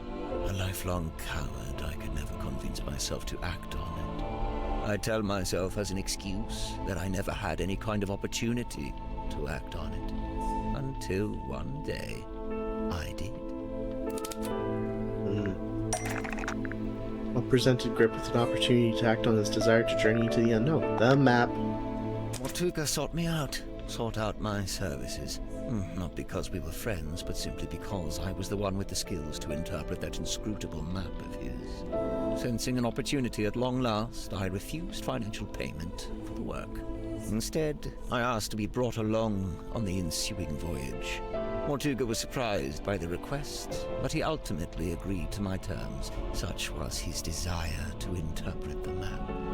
The work was done, and so we went.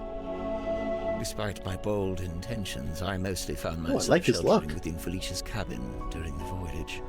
All the while, she and Mortuga stood around on deck looking windswept and heroic, far more at home on the sea than I. Regret reared its head. Regret over inviting myself into their world. From within the cabin, I sat and listened to their conversation. Felicia was telling Mortuga what they were looking for, what they were hoping to find.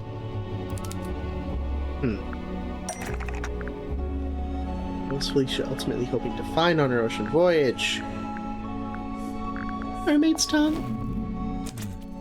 Did Felicia know what it was before she found it? Somehow she did. Her description to Mortuga was thus: a mask worn over the head. It facilitates communication with an ancient being of eternal mystery. That's really how she worded it? With the right contraption in your pocket, even the great unknown may be quantified and calculated. And here it was. Not a map, not a compass, but a communication device. A translator. Besides knowing what it was, Felicia also knew how to find it. How its location in the ocean would be marked with a wooden buoy that glows with green light. We waited. Night fell. But before long we were indeed signaled by this very light, and the buoy was sighted. Mortuga hauled it up, pulled it all up, right onto the deck. It was heavy, but he was strong. What heavy thing did Mortuga haul up onto the deck? The fucking cauldron? The bell and the cauldron locked together to form that single shape. Single egg. To unlock it by himself, but Felicia cautioned him against it. She warned that it could be dangerous to stand so close, as the mechanism would be surely powerful. And so they unlocked it together, taking a handle each. Felicia took the mermaid's tongue from within the cauldron. Did it have the coral and the gemstone eyes? Yes, they were attached. And what about the necklace? Felicia had it around her neck. She'd come prepared, clearly. Did she use it? Yes, I watched her do it. She used the necklace key to wind up the mermaid's tongue and placed it over her head. Felicia spoke through the mask. Her voice was changed. The mermaid was summoned.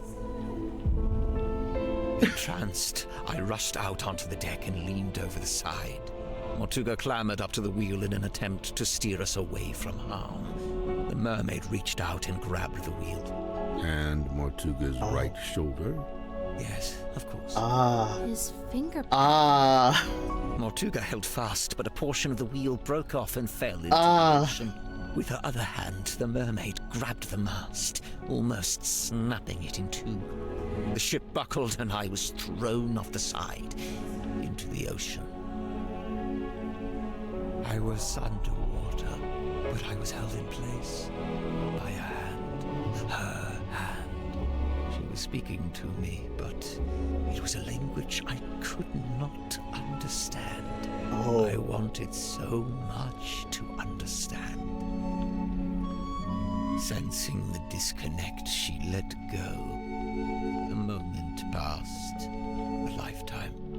I became vaguely aware that I was about to drown, but I didn't want to leave. At this moment, the broken piece from the ship's wheel floated up in front of me. By its intervention, I was reminded of my earthly existence, my life beyond this singular moment. I was overwhelmed with a cowardly desire to return to the surface, to see the sun, to live, to breathe. I grabbed onto the broken wheel and let it carry me up to the surface. The mermaid was nowhere to be seen. Neither was the dearest Selena. Wait, the wood from the broken wheel. It eventually became Cornelius Kane. It eventually became Cornelius Kane. Yes. Correct. It has been my earthly tether. The feel of the wood in my hand, a tangible reminder of that desire I once felt. I'd guessed that he had used the thing kept him afloat. I didn't realize. But what what happened? Weren't you stranded in the ocean? Somehow, why do they keep cutting back to symmetry? Back to the Silkworm Coast. I took the broken wheel piece back home and fell into a deep sleep.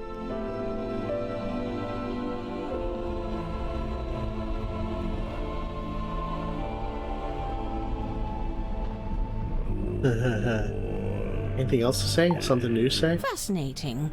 Oh no. Nothing And new to what if say. I'd been...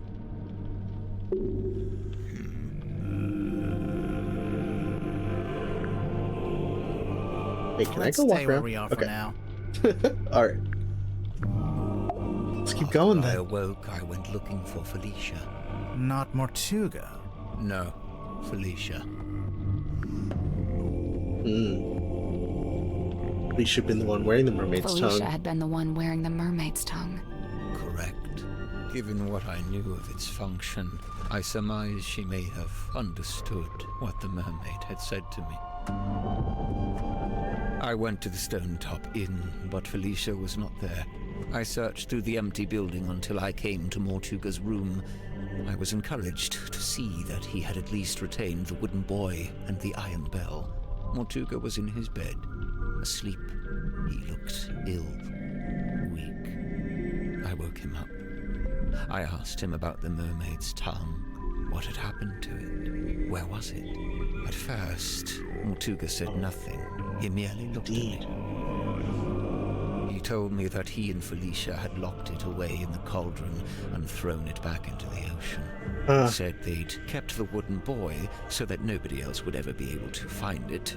And they'd kept the iron bell so that even if someone was to come across the cauldron, they wouldn't be able to unlock it. I was horrified to learn this. My only chance of summoning and communicating with the mermaid lost beneath the waves. But it wasn't true. It wasn't true. Did you ask about the necklace key? Oh my God. hadn't mentioned it, and I did not ask about it. At that time, I simply assumed it had been left in the mouth of the mermaid's tongue and thus would be in the cauldron. I demanded that we take the dearest Selena back out on a second voyage to recover the sunken cauldron. Mortuga said it was impossible. For one, the dearest Selena couldn't recover it from the bottom of the ocean if it was not attached to the buoy. And secondly, Felicia had decommissioned the ship and it was being taken apart at the shipyard. In explanation, Mortuga handed me a folded piece of parchment. The deed to the inn.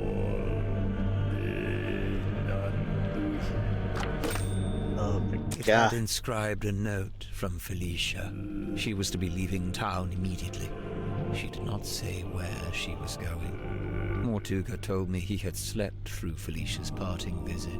He was distraught over it, heartbroken. With a desperate look, he asked me if Felicia had also come to visit me on her way out of town. I told him yes, she had. Mortuga's eyes opened wide. Did she say where she was going? I must know. I have to know. I told him yes. Yes, she told me where she was going and she'd given me the address. His eyes widened further. Give it to me. I need to know. I'll go after her. I told him I would, in exchange for the mermaid's tongue. Mortuga told me again how it was impossible. There's no way. It's lost. You need to let it go. I didn't want to hear it. I left the inn still clutching the deeds. I went down to the shipyard and spoke with Donovan Drummond. He had begun taking apart the dearest Selena. I inquired about purchasing Drummond's unused submarine, the Seafoam submarine. He told me he would be willing to part with it, but it had never been finished. In order for it to be seaworthy, it would need several new parts that would take a long time to build. However, I was determined to find a solution. Oh. You bought both of them both the with the deed. Submarine and the dearest Selena. Correct. I suggested we could use parts from the sailing ship to finish the submarine. Drummond merely asked how I was going to pay for 2 vessels. I showed him the deeds to the Stone Top Inn. He accepted it as payment. Is the inn really worth as much as 2 vessels? Perhaps not. But in truth, I think Drummond was glad to have an excuse to part with them. Besides, I knew all too well the allure of a worthy challenge. A chance to put one's skills to their fullest.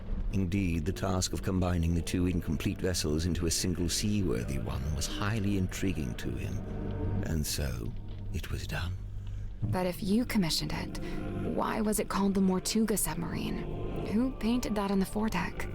Drummond did. He didn't want it to say Seafoam any longer. Too many painful memories. But why Mortuga and not Grip?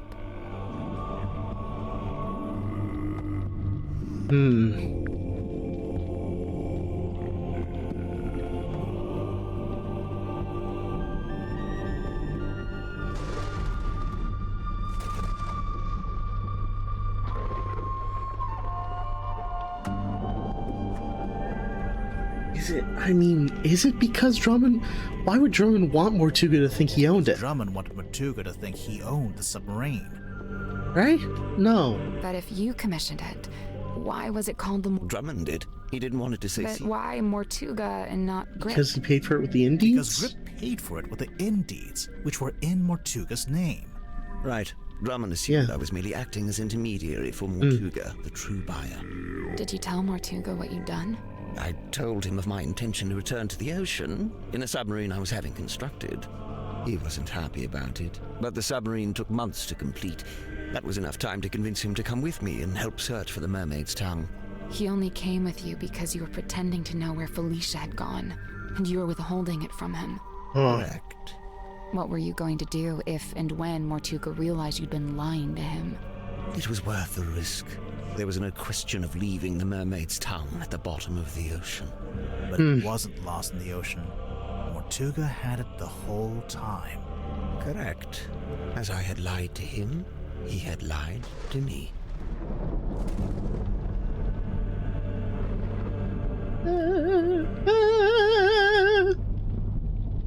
What the fuck? Gathering of helpless travelers. Mortuga smuggled the mermaid's tongue onto the submarine before we left. He didn't want to leave it behind, but he didn't want me to know he had it. Smuggled? How? Via fucking... Where's the letters he wrote to Zephyr? Mortuga sent me a letter, inviting me to join him on the submarine. Grib, did you know he'd done that? Mortuga told me he was going to bring somebody else on board. An old friend, a collector of occult curiosities who might be helpful. But I didn't want anyone to know what we were doing, or what we were looking for. I told Mortuga not to mention me in the letter. I followed Mortuga's instructions precisely. I arrived in Silkworm and went into the Stonetop Inn, where I found the locked cauldron. I placed it among my possessions and ventured onto the submarine waiting in the harbor. We departed. Zephyr thought he and Mortuga were the only two souls on the ship. I stayed hidden for a week, before staging a balloon crash and pretending that Mortuga had rescued me from the ocean. That way I was free to move around the submarine in view of Zephyr, but he could dismiss me as a hapless traveler picked up along the way. So to begin with, it was just you three. But it didn't stay like that for long. It didn't.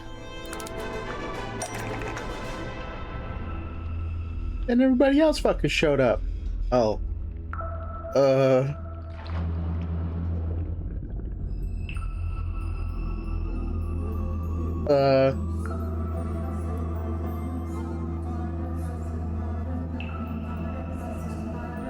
Oh shit, okay.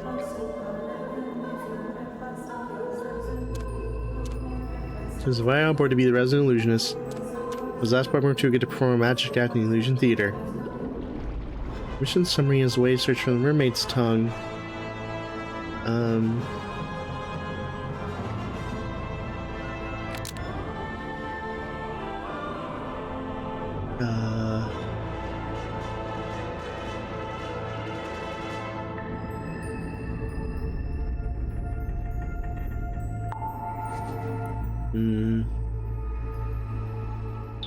Contract.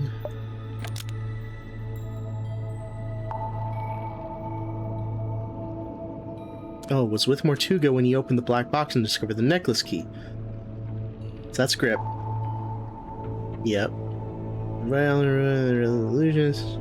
Okay.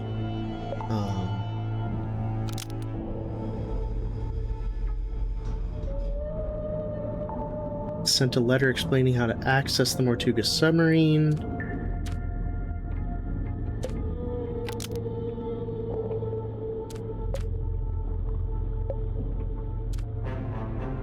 How do I move shit across the thing? Oh. What the?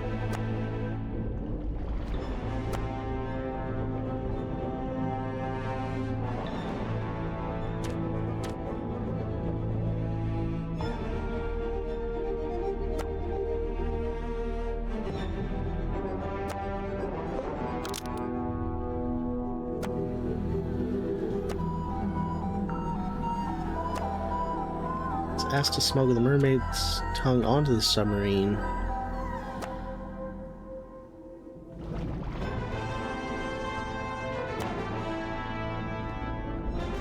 Performed a magic act from Mortuga, which appeared to make it miserable. Oh, I see, because she was regretting the magic thing.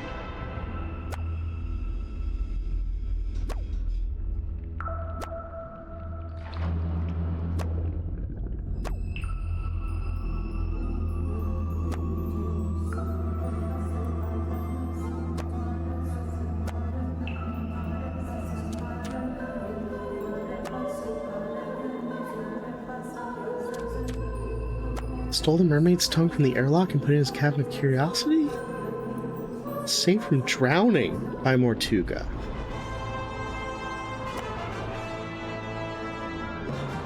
You think she blackmailed him, or take the captain away from him? Right? Ugh. Right, okay.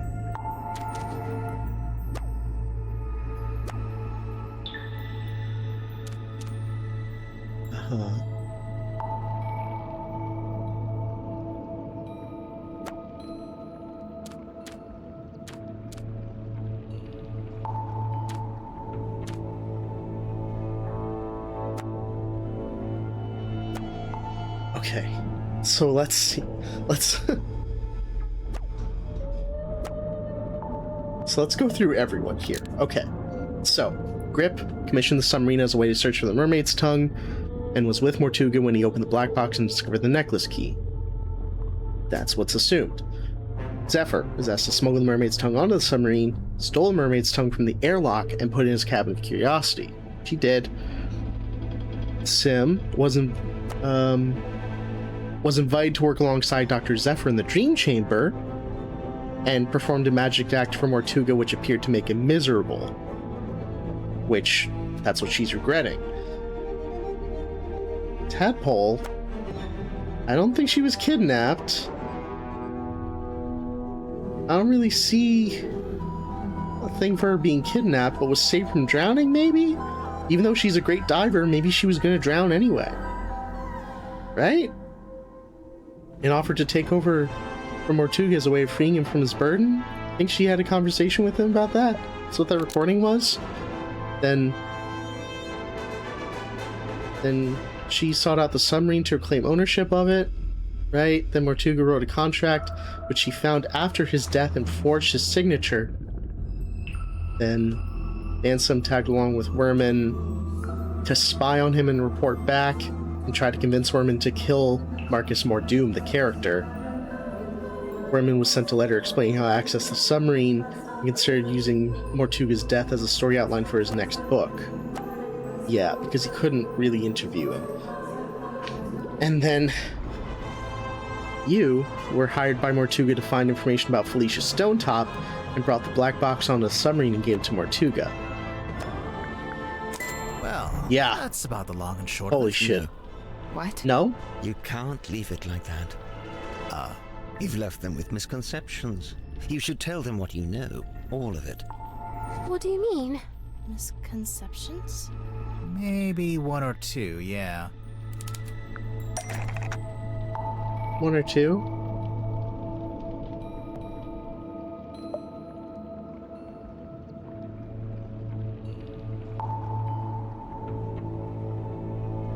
Even though he did wish to leave the submarine, Mortuga could not accept Tadpole's offer to give up his captaincy to her. Before Mortuga could leave, he needed Godric Grip to reveal the location of Felicia, right? He always did think he would make the best captain. And he did want to leave. But he couldn't. Not without the information he so desired. Not just that. Since it turned out he had the mermaid's tongue on board the entire time, I don't think he wanted to leave me on the submarine with it. He didn't want me anywhere near it. He was trying to protect you. I'm aware. Cynthia. Cynthia became captain because of command contract, but has another page that we discovered inside of the message in a bottle. While it's true that Mortuga did decide to create the command contract after Cynthia showed him the Indeeds, the contract was never intended for Cynthia. So, who was it for? Me. Oh. Once Mortuga found out the Indeeds had been used to pay for the submarine, he realized for the first time that he was its legal owner. He really hadn't known that before? No, he'd always assumed I paid for it with my own money. Armed with the new information, Mortuga attempted to use it to control me. Thus, the command contract. What exactly was he hoping to achieve? To strong-arm me into telling him where Felicia had gone. And to cease my search for the mermaid's tongue.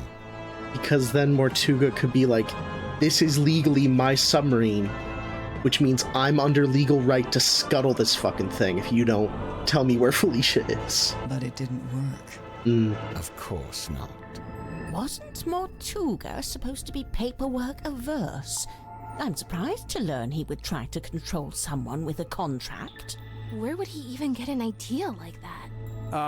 That's my bad. I ended up telling him all about contracts, what they are, how they work. I guess Mortuga thought if I could be controlled by a contract, maybe someone else could be too. Right. He did have a lengthy conversation.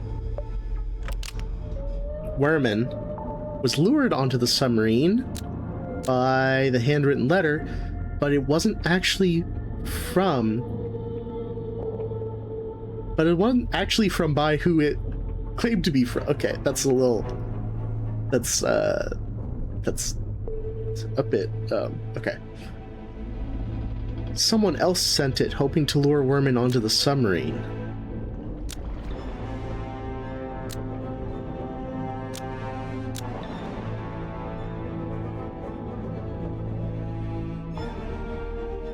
You'd hope Werman might have information about Felicia Stonetop because Werman's father had been acquainted with her?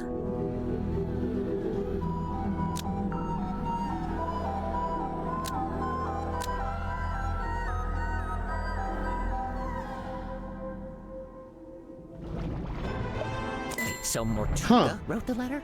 Mortuga wrote the letter. Not exactly.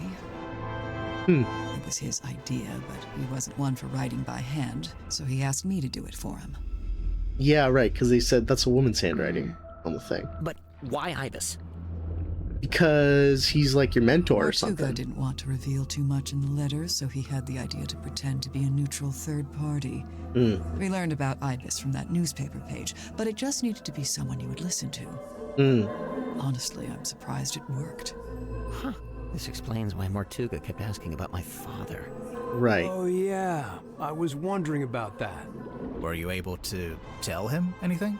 Afraid not. I haven't spoken to my father in years. Do you think he would have known anything about Felicia? About what happened to her? It's possible. Huh. So Mortuga was attempting to basically go over Grip's head to find out where Felicia is. Just trying to find more information and get Grip out of the ship so that he could get rid of the Mermaid Mask properly, Mermaid's tongue properly, and get that shit out. Okay. Watching Symmetry perform the Stargazing Girl did not make Mortuga miserable. Oh, okay. He was already miserable because he had just found... Oh, right, because he just found the mourning envelope just then, which informed him that Felicia had died. See? Oh. You didn't make him sad. Hold on, the music has to... The audio has to... There you go. He just learned about the death of his beloved friend. What I did, it was... You didn't know? Yeah, he just learned about the death of his beloved friend, and then Symmetry runs up like, I've finished my magic show, do you want to see it? And the magic show is about death, is about dying. Symmetry, let it go. Your anguish. That goes for all of you. Mortuga's actions, his decisions, all motivated by that same singular desire. It was all in effort to locate Felicia Stonetop. Her. Likewise, it transpires that Godric's actions were also motivated by a singular desire. To commune with the mermaid. Huh. And when they opened the black box and found the mourning envelope, found the necklace key, it all came to an end. Well, what are you waiting for? Go ahead, open it. Godric, I really don't know why you're here. This doesn't concern you. Oh, but it does. I'm to believe the box may contain information on Captain Stonetop. Even if it does, it is wholly unrelated to our unfortunate voyage. I'll be the judge of that. There could be anything in that. Listen. I prefer you not to shake it like that. Besides, it doesn't open that way. It slides out at the side. Let me do it. What's all this? A scroll? An envelope? There's something inside. Wait. What's this? We both know what that is. That's Felicia Stonetop's necklace, isn't it? Isn't it?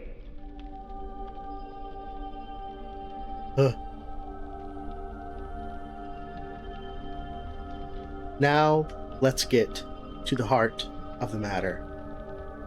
Oh my god, when the ship tilted, Cynthia thought that the compass was broken because she wasn't touching any of the navigational equipment, and the ship just like rocked up because he was doing it from the engine room, right? That's my guess. Our That'd be crazy. The necklace precipitated two important conclusions. One, we now possess the key necessary to operate the Mermaid's Tongue. In my complacency, I had not even known it was missing, simply assuming it lay within the cauldron. But no, Felicia had taken it away with her, and now, through what twist of fate, it had returned. Which brings me to conclusion 2. The fact that her necklace had been sent to her parents in a black-rimmed envelope attested to us that Felicia Stonetop had died. Even through his burgeoning grief, Mortuga could see in my eyes how I wished to make use of the key. Fearing what ruin might follow should I act, he did what he had always done. He lied. Lied about having the Mermaid's Tongue on board. He had your best interest at heart, Godric. We both know this. However, it was a lie that no longer worked on me, for I had laid eyes upon the truth. The truth? About what Mortuga had in the storeroom.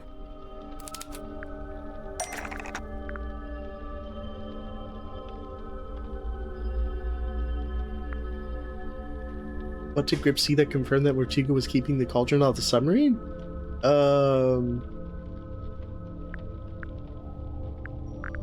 X? That's not it. No? Okay. He didn't just see the cauldron, right? You can't compare it to itself. Oh. The poster. Correct. I had seen Symmetry's drawing of the cauldron. He asked me to change it. I was going to change it. So now you had everything you needed. The key, the bell, and the mermaid's tongue itself, albeit locked in the cauldron. On that note, I had also surmised Mortuga's reason for rigging the iron bell onto a winch above his desk. I concluded that he had set it up this way so that he could unlock the cauldron and access its contents himself. You think he wanted to use the mermaid's tongue? You'd like to suggest Mortuga would be immune from such things? I concede it may have been an alluring prospect, but actually choosing to act, it displays a dangerous hubris. Well, maybe he just wanted to be able to get to it, but cutting outside. not actually use it. That's interesting. Grip, did you actually accuse Mortuga It's like someone's watching us from out there. Of wanting to use the mermaid's tongue? I did, and he flatly denied it, which caused an argument. Truth be told, we were both sick of each other. The last vestiges of our mutual decorum fell away. He attempted to shut me down with cold logic, insisting that it was not possible for one man to simultaneously turn both dials on the iron bell. Wait, is that true? It's possible. It's possible. It is, if you have a wingspan like Magnus Mortuga. And I could see in his eyes that he intended to do it. Well, not to side with Grip here, but he was right. Mortuga did open the cauldron, didn't he? Perhaps his intention was simply to move the mermaid's tongue to a newly contrived hiding place. Maybe he was just gonna destroy it. As he should have done years hence, I might add. Grimoire, what do you think?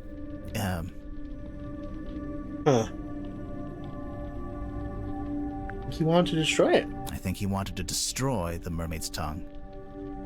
Whatever the reason, I knew it was only a matter of time.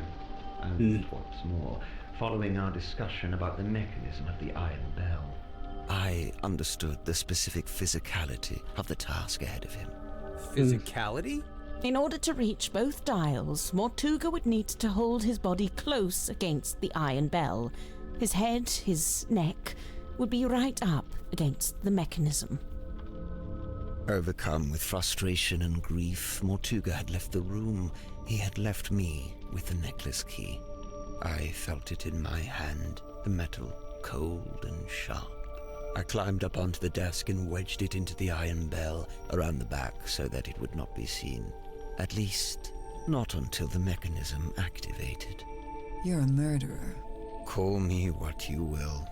To me, it was merely insurance against continued deception and greed on Mortuga's part.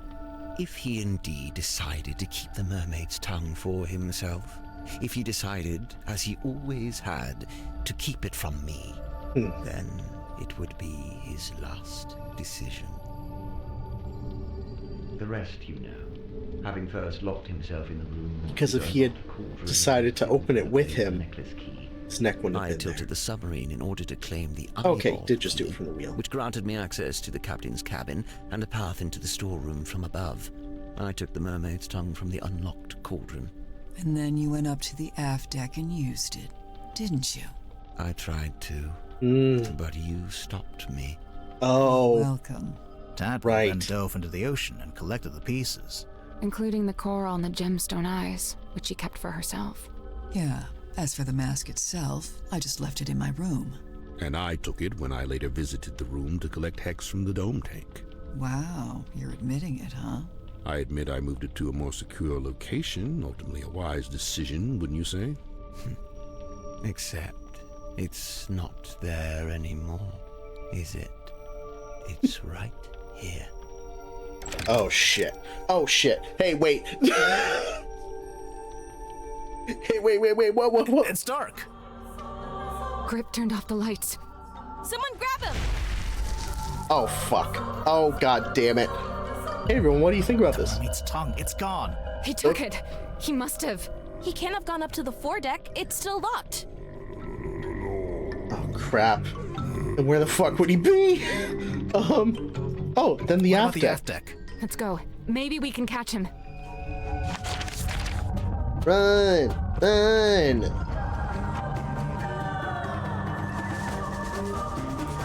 Oh shit.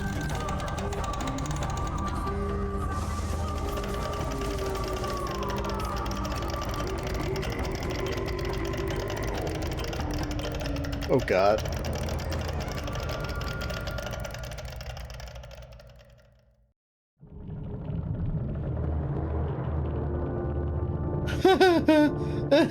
Hey man. Oh my god, look, the fucking fingerprint on it too. Brother. She's wearing it. Are we too late?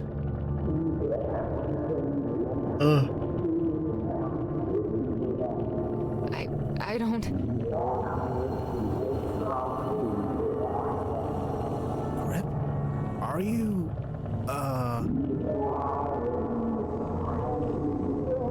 What? Wait, where's he going? Oh, fucker. Compass. It's the compass. He fixed it. Oh shit. 95? Motherfucker. What else do we have? What's he going to do? Should we follow him? I don't... He's locked the door. Can you see him through the window? Yeah. Yep.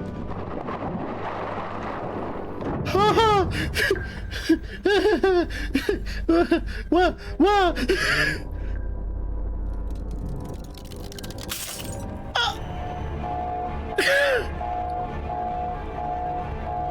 This is bad. The pressure change is too sudden. The submarine's not... Wait, what's that? Take the control pad. The radios. It's fine, just stay. It was too fast. It must be coming from the control room. Let's go. We have the compass now. We gotta fucking move. We gotta move. We're being held down. We need to resurface. The submarine can't take it. The controls are going crazy. Wait. What the fuck, man?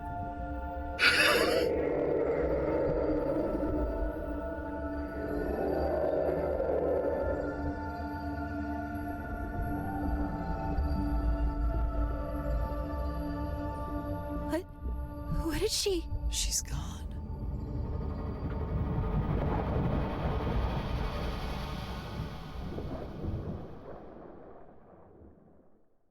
She let us go.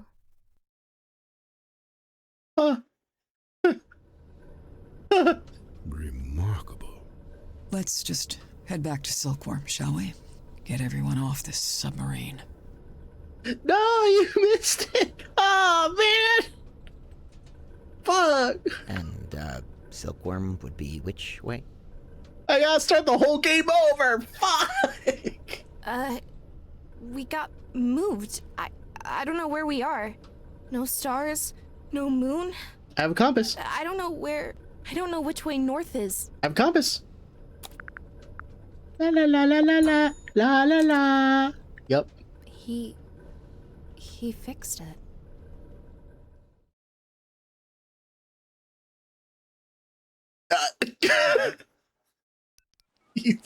Grip's gone, man.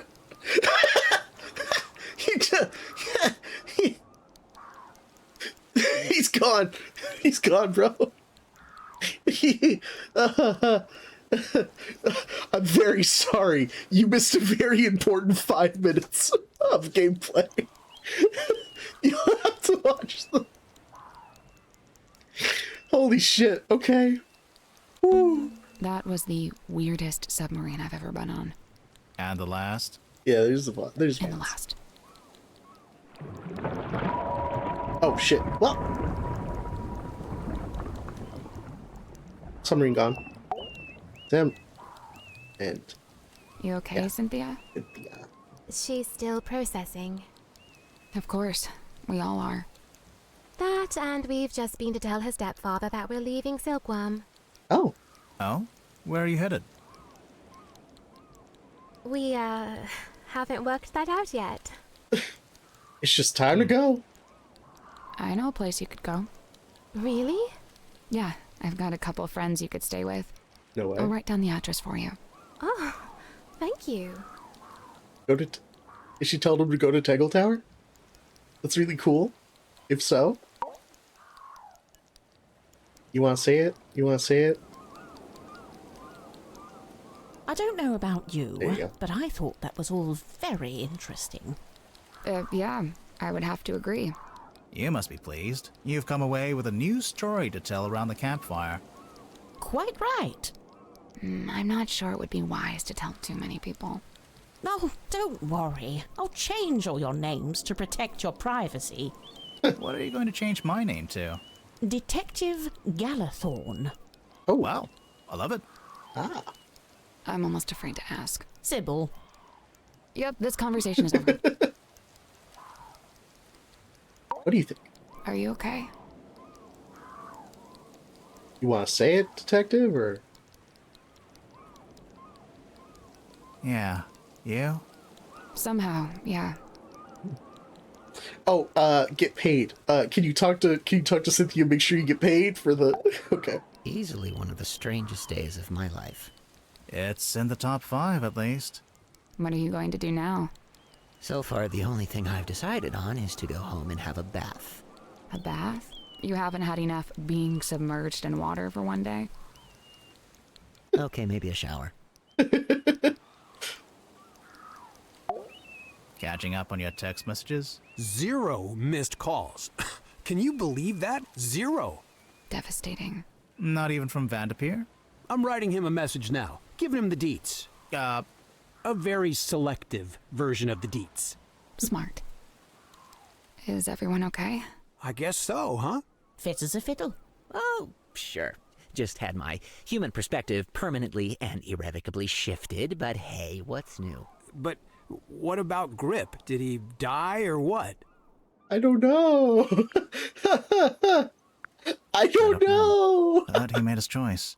I really don't think it would do us any good to worry about it. Sally, did you write down that address for us? Yeah, I'm almost done. Just writing something on the back to help you out. Oh, like instructions? Yeah, kinda, yeah. You know, I really must be off. Ah, come on. You've got nowhere to be. You're quite right. Nowhere is precisely where I need to be, and I'm rather in a hurry to get there. All right, that was pretty good. I'll let that slide. And, Tadpole and Zephyr stayed on the submarine?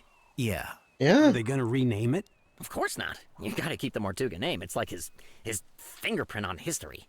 You say that, but by all accounts, he actually didn't like the submarine very much. That's true. It wasn't his choice to be there. He spent all his time trying to work out how to leave. Well, yes, all right. I can see that. I'd say his fingerprint is right here. It's all of you. It's Symmetry, it's Cynthia, Tadpole, Zephyr, everyone he was kind to, everyone he helped. Dude, that's real. But what about the mermaid's tongue? What about it? Well, we still don't really know anything about it. How it works, who made it. Good. What? It's good that we don't know. It's right. I don't want to know shit about it, honestly. It's a shameless shortcut. A trap for the impatient and the dissolute. But you don't want to know what the mermaid said? Oh, I want to know. But as I stand before you now, I can't know. You understand? That's just the way it's meant to be. The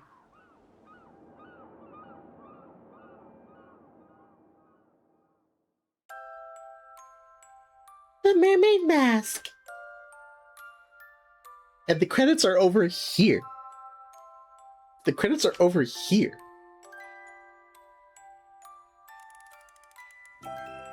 Oh. Werman announced he wasn't going to write the sequel to his novel. Dirk was subsequently released from his contract with Wit and Whimsy. Mariana Moon, avoiding all questions about where she was headed, simply disappeared over the horizon. Madame Tadpole became captain of the Mortuga submarine. Dr. Zephyr stayed on board to continue his research, newly inspired by what he's witnessed. You're sure this is the address Sally wrote down? Yeah, it must be. She wrote something on the back, too. Oh yeah, what was that? Instructions? It's a little poem. You should read it. Me? You're the poet. No, you read it. Okay. Eavesdrop what the stars are saying, earthly tethers slowly fraying, floating, helpless from the worst of jealous hunger, selfish thirst. Take a moment, kneel and meet the flowers growing at your feet. Okay. A beautiful little house?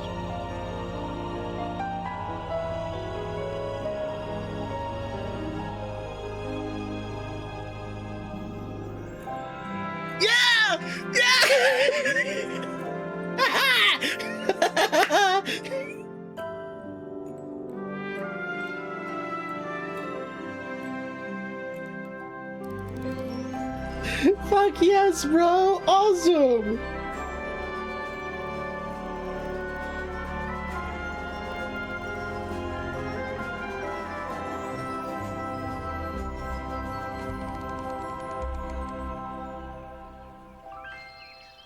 Holy shit.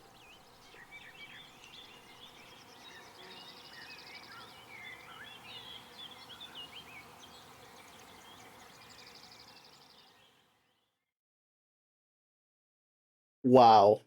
Wow, wow, wow, wow, wow. Art gallery! Yay! I was wondering what that little fucking thing locked in there is. Oh my god. Let's just go through all the... Oh, little proto art. Oh my god.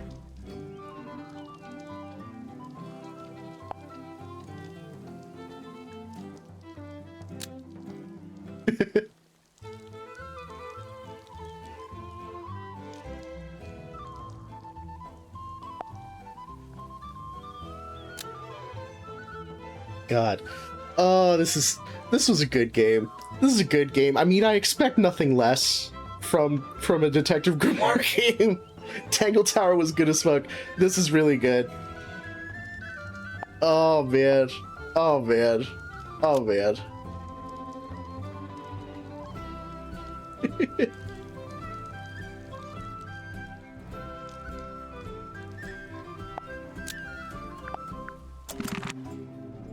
Oh, take me out of the gallery. That her? Okay, this takes me from person to person. Alright. Look at these. Look at these. Oh!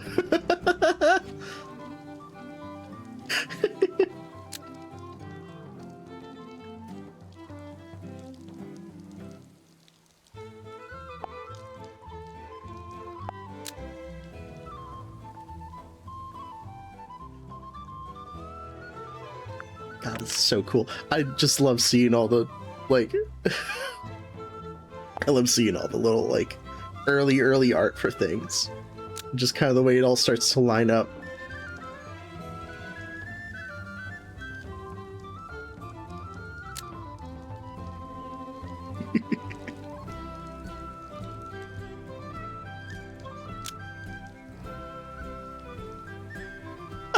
In case you're thinking it, yes, I was consciously evoking Johnny Bravo with the animation smears. I like that. Hey, I love this little drawing of him and Sim.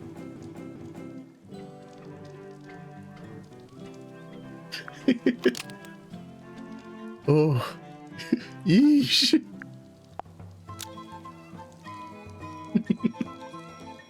Felicity Fog. Eventually we realized we couldn't have Felicity and Felicia, so we came with Symmetry Silkmoth instead. Sim's crystal ball being known as the Fog Ball was a vestigial trace of her original name. Oh! Felicity Fog and her ball. I'm just such a fan of the Tiny Wizard hat as a choice. That's so good.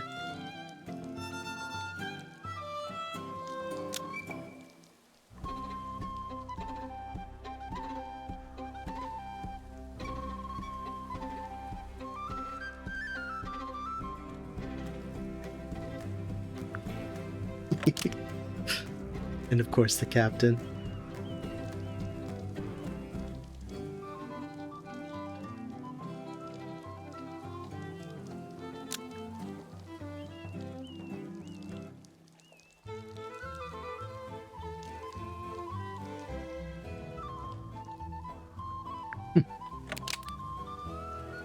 Oh, Grip went through a lot of designs.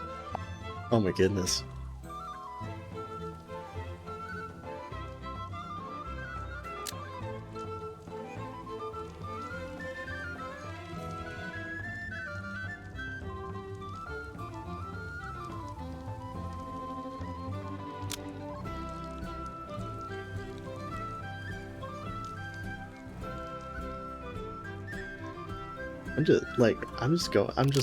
It's pardon me for just quietly going through it.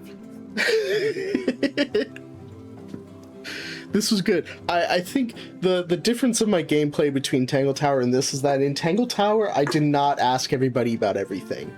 In fact, I think it was kind of late into the game that I realized that I could ask people about things. And that, of course, opened up the everything. But in this one, I really ventured to ask everyone about goddamn everything.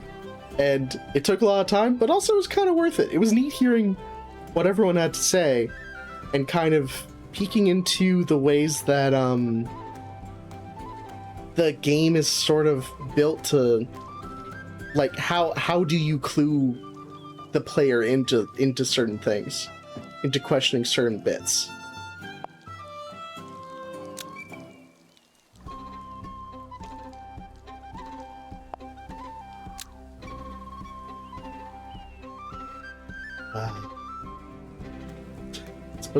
It's much more handsome Werman.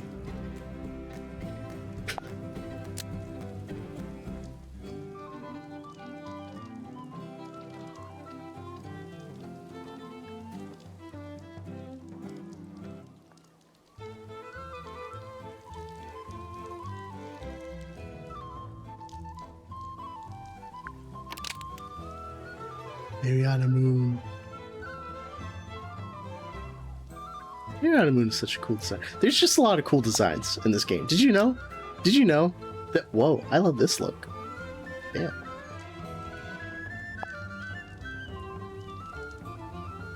Really, the only thing that from this drawing that we kept was the fact that she had a pipe. Lol. And it wasn't even really a pipe.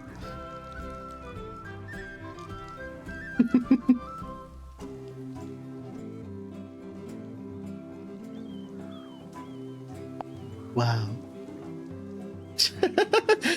Hello.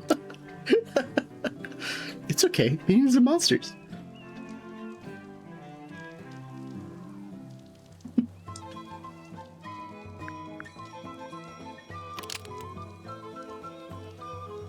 Whoa. I love the, I just like the early, like, try anything fucking thing. Like, try anything stage of it. Minions and monsters meal at Wendy's. What else could be advertised?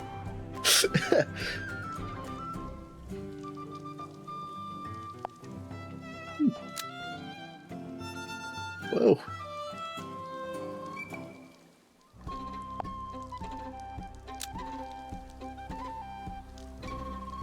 I like this expression, like, whoa!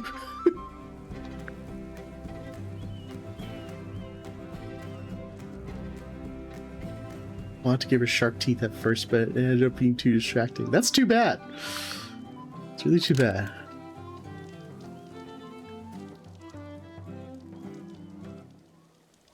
There's several clues in the game that show what the extended fellow family looked like, so it was important that we spent some time drawing them.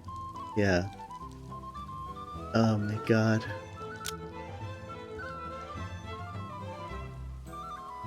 The little meeples for the model town. I like calling them meeples.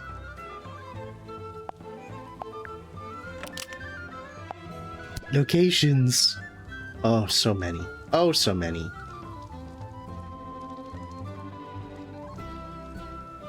I'm sure we're gonna go back to the town at one point, but I guess not. Making enemies. Hey, wow! Ah! I mean, a meeple is a little bit from a board game, a little object. So I guess it makes sense that it's in an object show somewhere. The original idea was to have players think they might already be on board a ship, so the space is very wooden for a reason. Okay. I like that.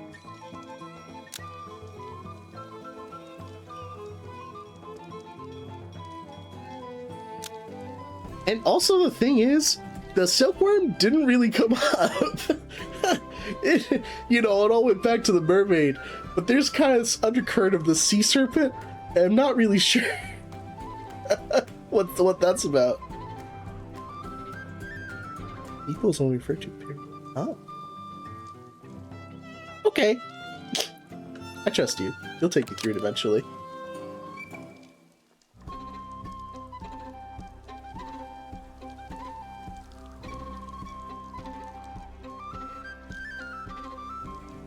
I mean, or is it implied that the sea serpent... I mean, was the sea serpent its own thing, or is the sea serpent and the mermaid... Does the sea serpent grow up to be the mermaid? Is that what it's about? I don't know. I'm confused. I'm confused and scared.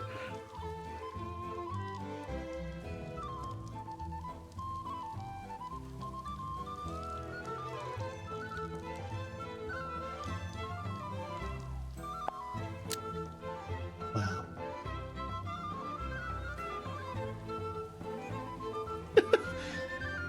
Please, we'll give you $5 if you use our app. Please. Oh, help me.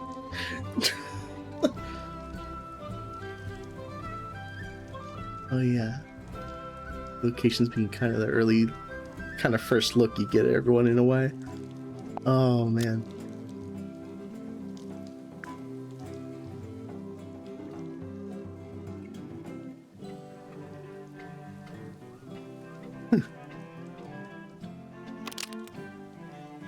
The submarine itself. Or the foredeck. Buoy.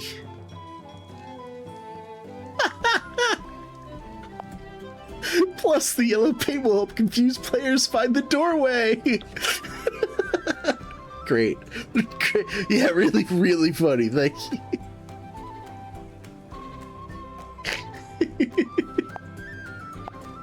Gaming.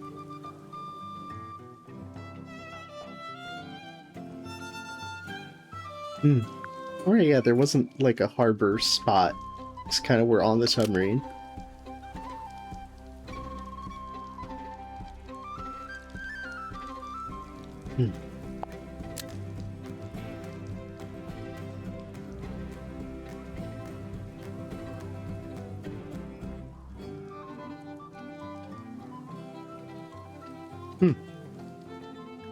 So there really wasn't like an in-game reason for the fire to be pink. There's just a design reason, like we didn't want it to look too comfortable. We still wanted to look strange, so pink fire.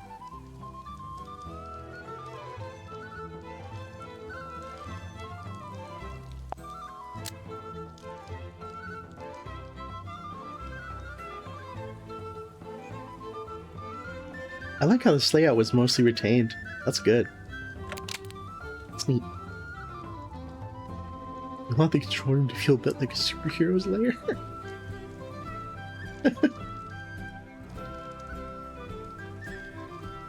That's interesting. Trying to like kind of avoid steampunk a little bit. Try to keep it from sort of looking too much like a submarine, basically.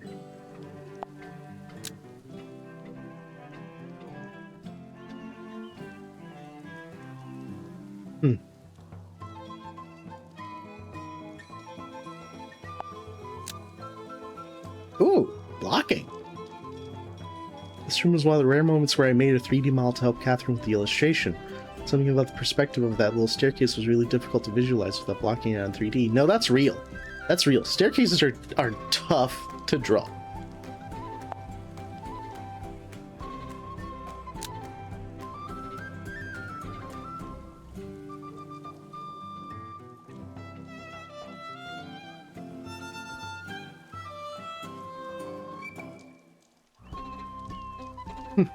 You could originally look through the periscope, but I took it out when I was searching for things to cut out from the game scope.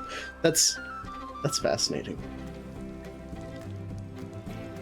Also, because like if I could look through that periscope, the entire time I would have been like, okay, when is this going to function in to the puzzle? And it wouldn't have. So.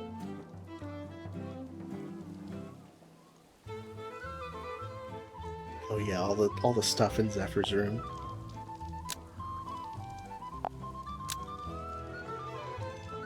The level of detail meant I needed to carefully use composition and color to make sure the clues and puzzles stood out. I still had a hard time finding, occasionally, what things I had to click on. But, you know, you literally have a feature that tells me where it clicks, and I turned it on as soon as I started having trouble, so, like, I can't really fault you for it. You did your damnedest.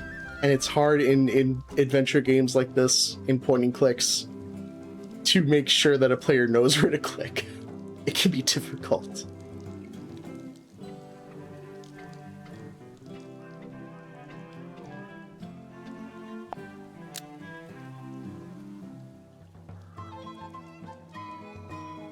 To me, this room is somewhat reminiscent of Remington's office from Secret of the Swamp and Fifi's library from Tangle Tower.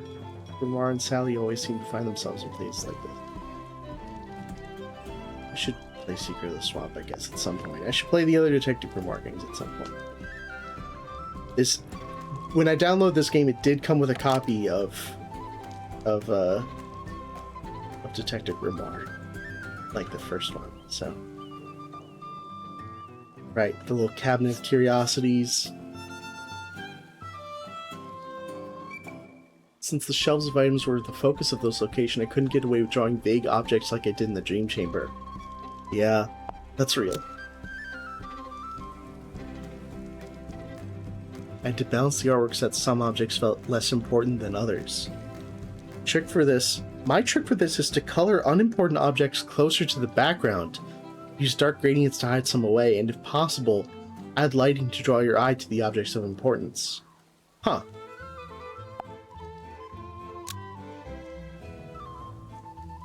This room's full of things that potentially be clue objects. At this point in the game, Grimoire and Sally have plenty of clues, and they're becoming rather blasé about seeing yet more treasure chests and crystal balls.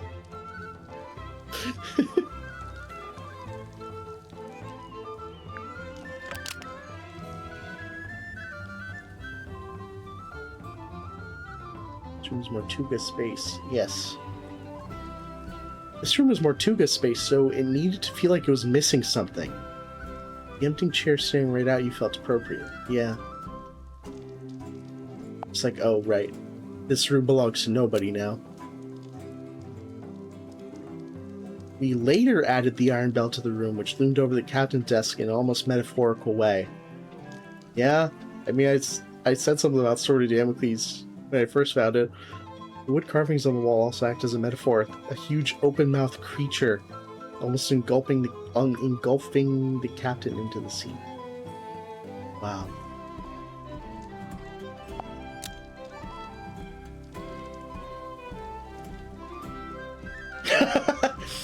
I wonder if people who've recently played Tingle Tower were stopped in their tracks when they saw that empty birdcage hanging from the ceiling. Oh.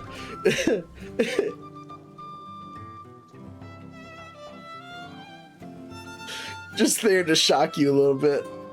I like that. The secret room, Secret Mortuga's bedroom.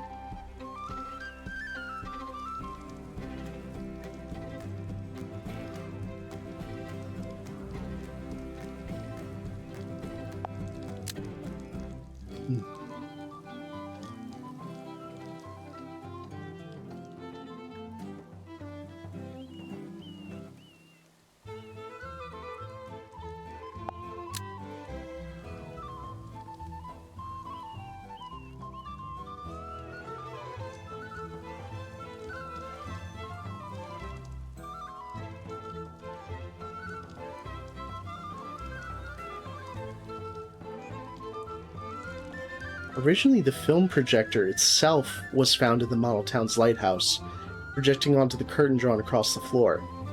Which would have been cool. Yeah, that would have made sense. I still prefer it this way around, but sometimes you have to make undesirable compromises for logistical reasons. Yeah.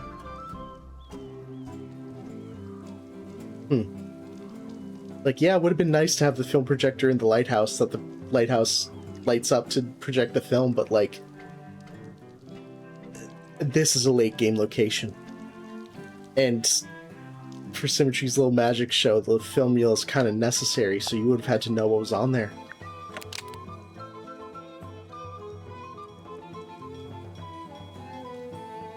Marionberry pie ice cream. That sounded good as hell. I saw your post about that earlier. That sounded good as fuck. I don't know what the hell those are, but I want some Marionberry. I want those. Oh yeah, I love these color palettes.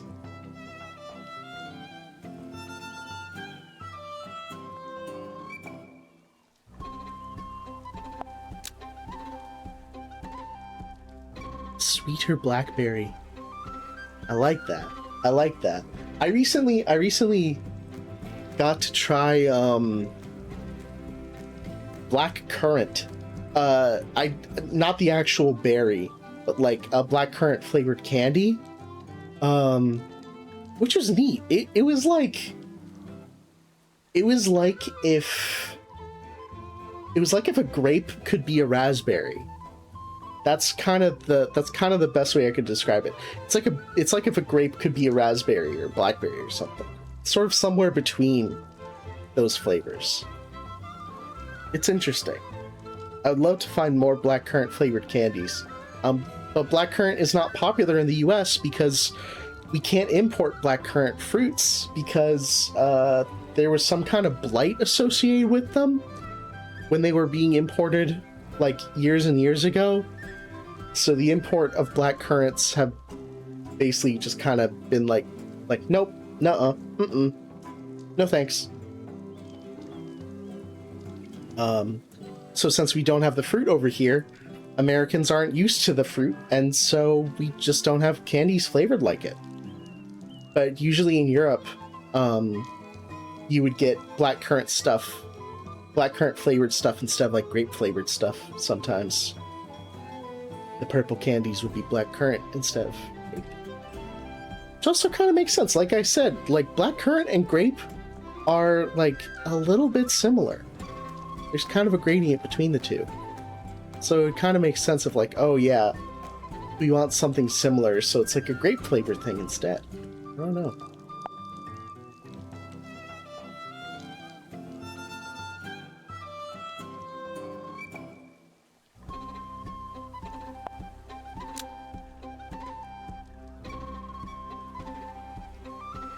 This is an important story location, but players aren't given much to do other than collect the figurehead clue.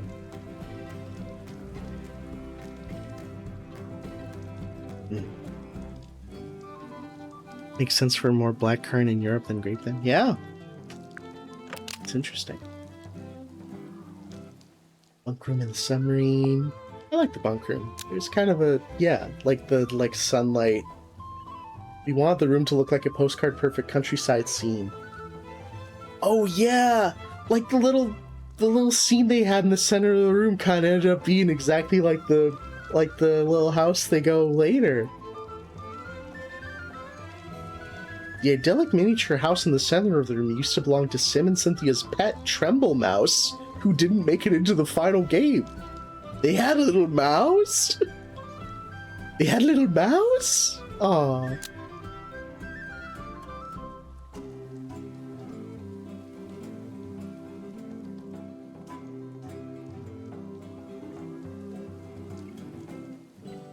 So no Tremble Mouse? Start over. No Tremble Mouse. Start the whole fucking thing over. God, yeah, they, like, the whole room is kind of built to look like just a beautiful countryside. That's where they want it to be. Oh my goodness. Right, the two bunk rooms, and they're distinct from each other.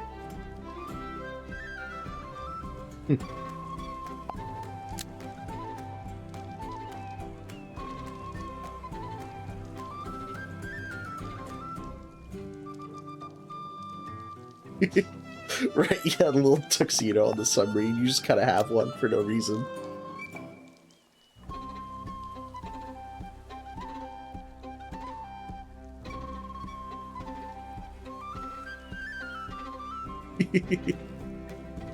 I did click on everything. That was nice. Mess hall, cozy old tavern.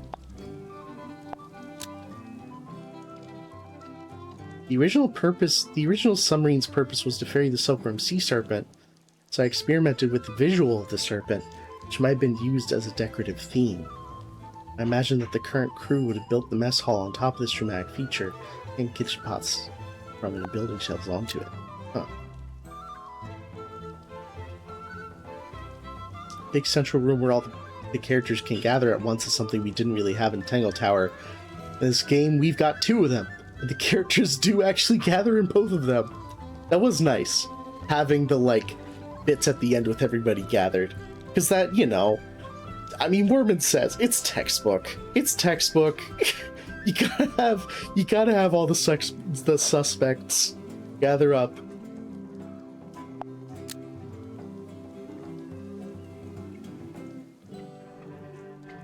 I love how this composition fits in all the different characters. It feels like Renaissance painting. This is just such a nice kind of a serpentine table. I just realized even the table's kind of a serpent. It's fun.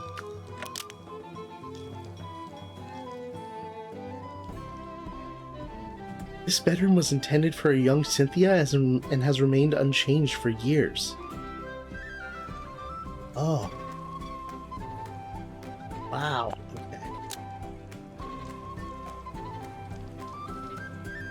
So Cynthia gets back on the boat, sees her old childhood bedroom, and goes, I don't want to sleep in there. Too much. That's too much. Too much in the way of memories. I can't do that. And plus she would have... No, wait, no. Because she got on... Yeah, she got on, like, late. right? She would have got on here and just seen Symmetry just using it as like a little like magic room and been like, okay.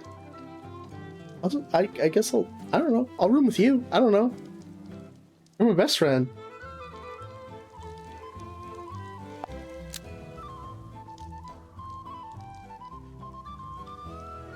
It never ended up being used. Okay, actually, she never even knew this room.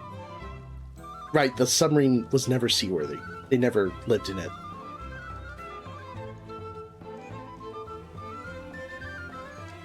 The painting at the back was used to provide an immediate example of Sim's illusionist trickery before she's properly revealed to the player. Lol. She blink at me. She blink at me. The crime scene. There's a 3D mock-up of this as well? Where's that? Along with the cauldron, he was keen on the porthole also being in the center of the room, like it was watching, almost like the sea itself was a witness to the murder.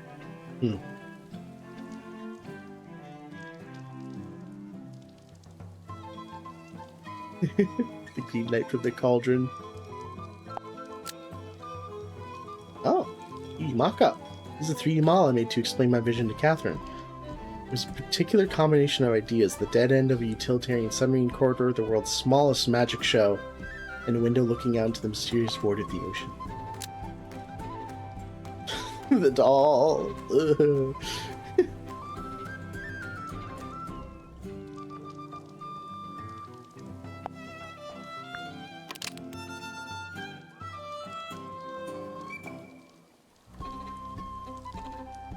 Here on the moon is a cozy campsite nestled among the cargo pits in the middle of the ship. Stove. I like this. I like these color keys. Kind of like book illustrations, these are. I gotta study these. I need to figure out color in my in my stuff. Working with just sheer gradient is nice, but sometimes I do run into a bit of limitation with the way that I work. Back into palettes with you, maybe. German players will notice that this room originally belonged to the dearest Selena, not the Seafoam submarine. Makes you wonder what's in all those storage crates. Let's study color palettes together.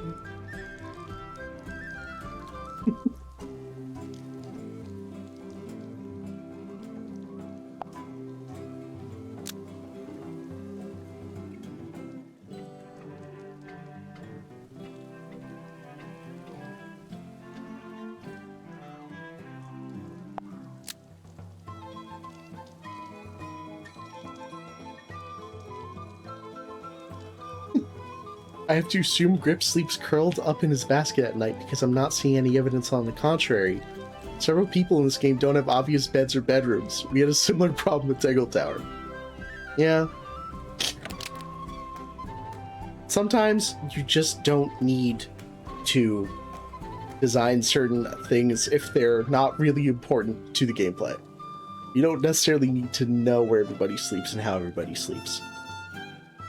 The bedrooms, the bunks were important to show because it kind of showed the cramped quarters of everything, you know? Tappa wants to settle down. Despite being an airlock, she's made the room feel homely.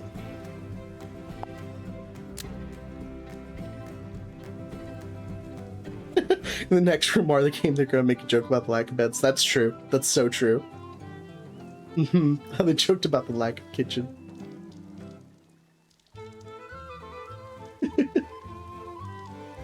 They're just gonna be somewhere it's like, so where does everybody sleep?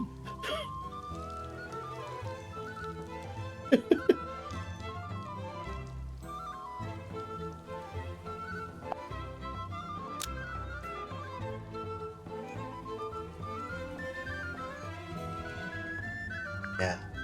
Oh man. I bet they just curl up like a pack of wolves.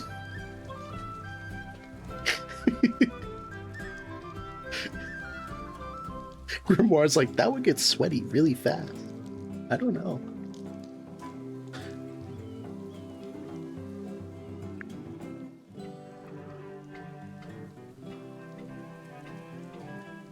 In the final artwork, the ladder leans back and becomes horizontal at one point. We decide not to change it despite it not making much sense. Call artistic license. No, that's real. What's with these guys? Who are these? This environment is a bit of an outlier. It's fully dark when you first try to explore it. Yeah. At one point, I made the water pumps look like creepy faces that emerged from the darkness as players explored the room by torchlight. I see. Oh, we're back to this. Clues! I can go through every single clue. God, the 3D models!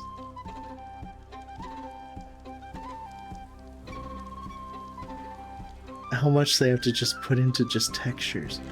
Man.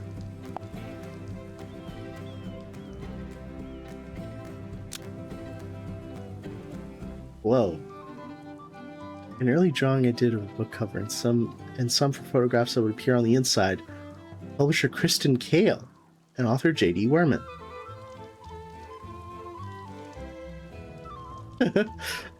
After we took away Werman's jawline, we decided the dashing photograph of him on the inside cover would secretly be of his rather more handsome father, Damien Dusk. That's fun. They don't show the publisher in the game, so that's just a jewel piece. I like that.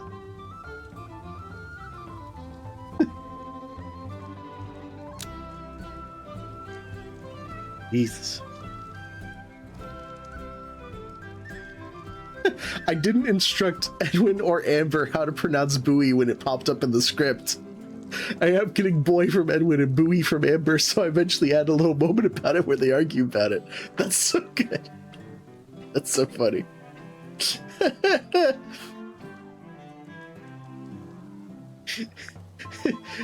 Instead of just like, oh right, we should get the voice actors to agree. It's like, no, I think it's funnier if they disagree on it. And that was on accident.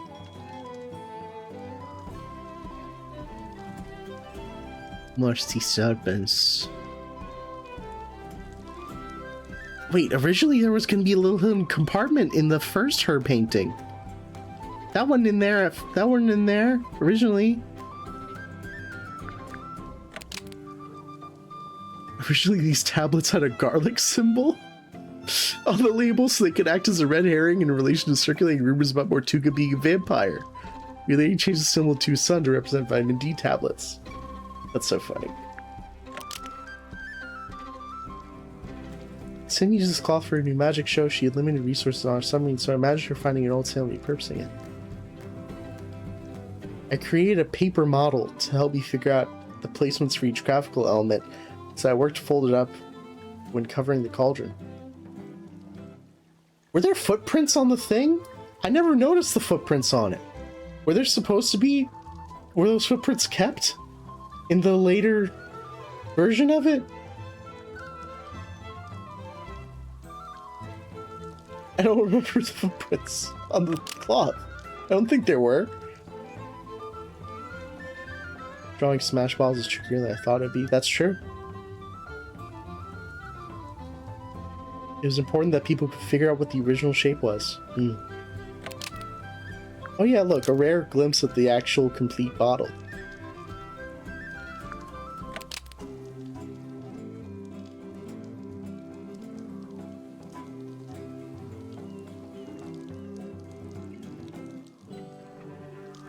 There's an earlier iteration of this poster where Sim's reflection stared back out at the audience, but Adam rightly highlighted that it would be more creepy for the reflection to stare directly at the real Sim.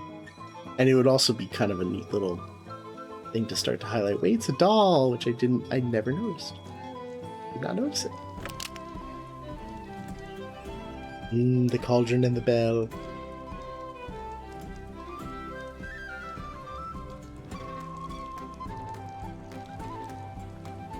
Goodness. Oh, the doll. Give me a hand-carved wood.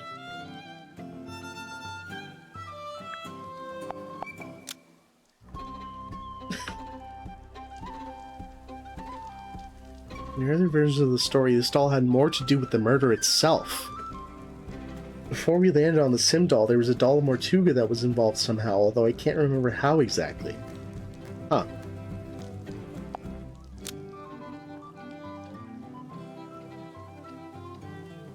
God, it also slipped my mind of how it's like, wait, like, the magic show and his murder are more, like, even more fucking resemblance, because, like, Mortuga also did just get kind of, like, very suddenly guillotined on top of the cauldron. I like this photo of the hand. Pop the fucking thing out. That's crazy.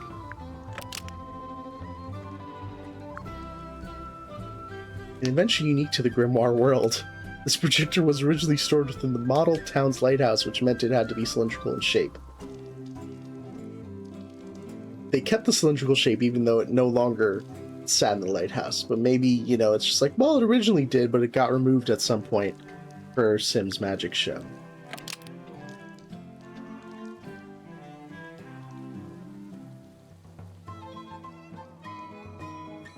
God. Whoa. Layout for Sim's magic show. Act 1, Lady of the Looking Glass. Sim has a conversation with her reflection. Act 2, My Departed Uncle Gregory. Sim attempts to telephone her deceased uncle but is put on hold. Act 3, Ascension of the Silk Moth. Sim emerges from a bandaged cocoon in this escapology finale. I don't know if that part was mentioned. I think it was just, they only talked about these first two in the actual thing. Probably mostly because that didn't end up factoring in, but the other two bits did. Glass eye has a key hidden inside of it. To think about how a key would sit inside a round shape, and also how the mechanism would work to reveal it. Yeah. It's neat. It's neat. The locket. Doesn't know what her mama looked like.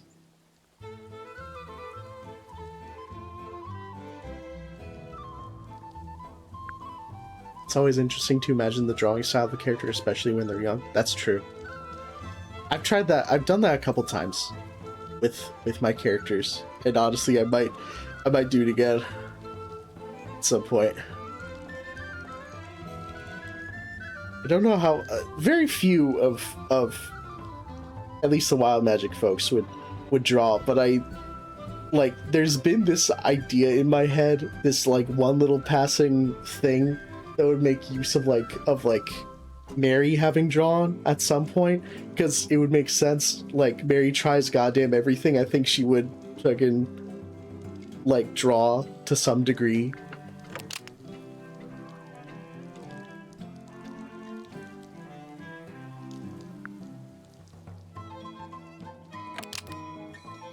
God, look at all these bits and pieces.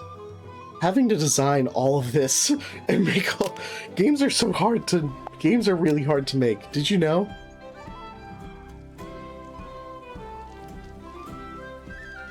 Oh wow, look at how many details are just not actually present on the model and are just entirely painted on. That's crazy. Man. So many paper clues. It's paper clues. Lol.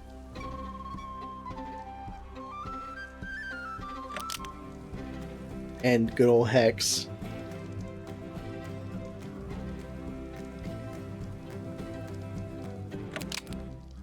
Oh man. My Uncle Ball.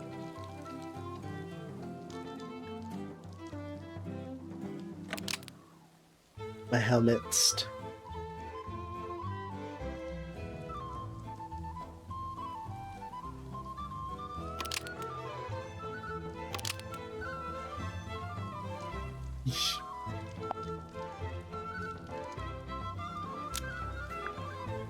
Oh, early versions.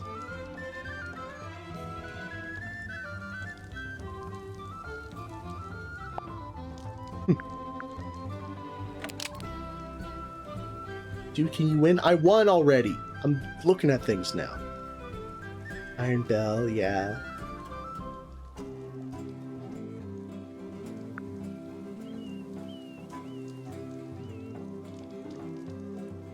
My extra lore.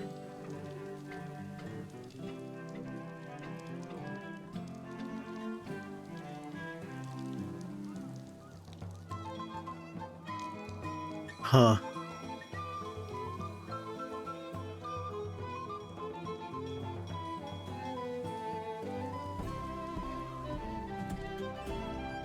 So the mermaid come out of egg.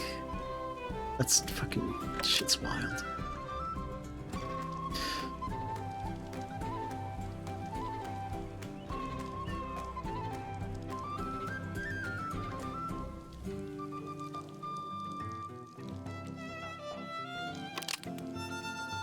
I love the radios. Little decorated radios.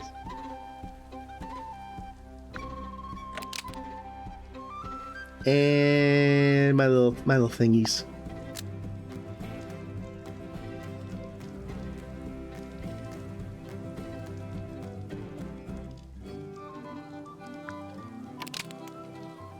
Oh. There's so many. There's so many bits. There's so many bits and pieces, dude.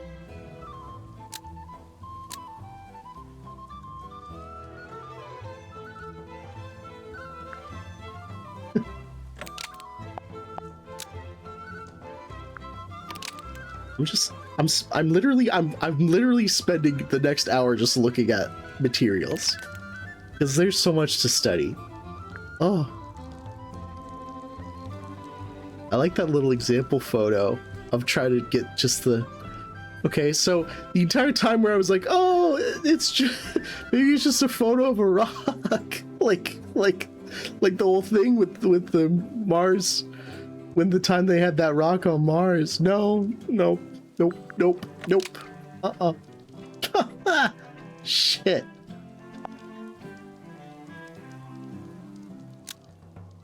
I love phone. We normally try to avoid real-world technology in the Detective Grimoire world, but this cell phone was an exception.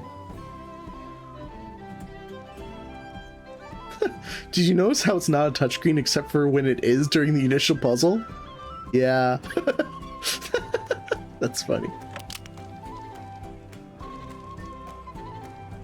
Dirk carries this action figure around with him, so the box isn't in mint condition. You want to capture the nostalgic figure? Yeah. I removed it from its original packaging. It's no longer collectible.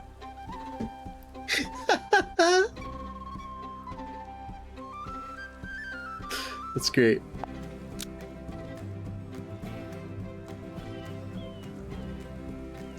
I'm a big action figure guy, so I fought to keep this clue in the game, even though it only serves a very brief mechanical purpose. Sometimes you just want to put a thing in your game.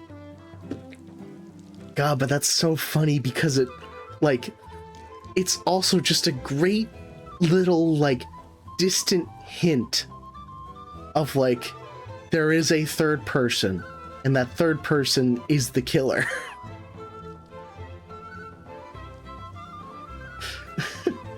But just the way of there's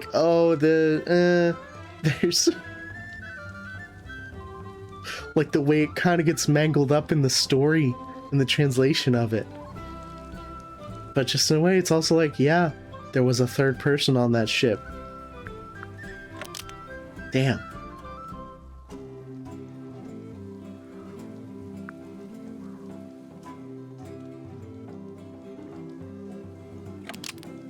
They also I don't think in the game they ever explained at any point why all the keys were in different spots. But okay. I like the idea of this letter being written on very thin paper so you can see writing on the other side. You fake the see-through effect by adding faded backwards writing onto the actual texture. This also worked as a signal to the player that there's more writing on the other side. That's true. Yeah, look at that. Yeah, because the thing's not actually translucent, so it's literally just they just kind of had to put little fake translucency on there. Oh, that's so good.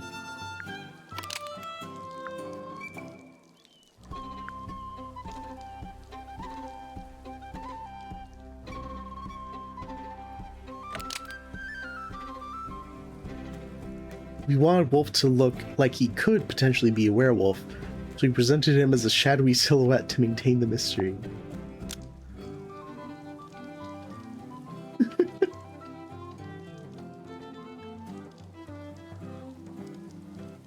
Much about Wolf and Tadpole's relationship ended up unsaid. I wonder if players will be making their own conclusions. Probably. I got nothing to say.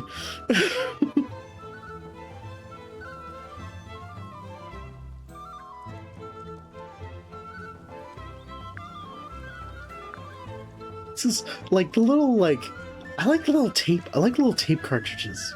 I love those. His balloon.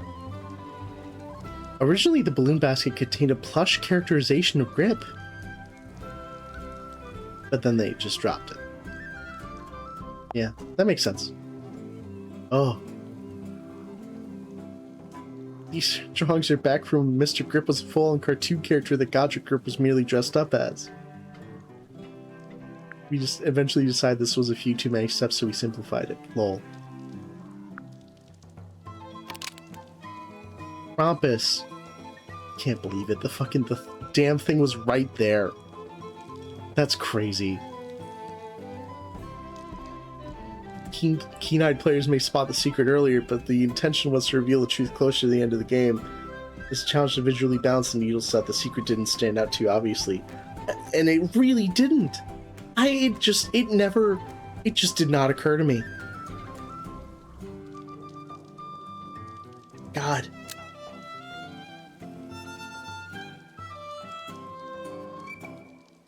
Hello 3D model. Process puts me in the mind of designing Penny's birdcage from Tangle Tower, which is similarly used for a late game reveal. It was necessary to create just enough visual noise that we could hide something in plain sight.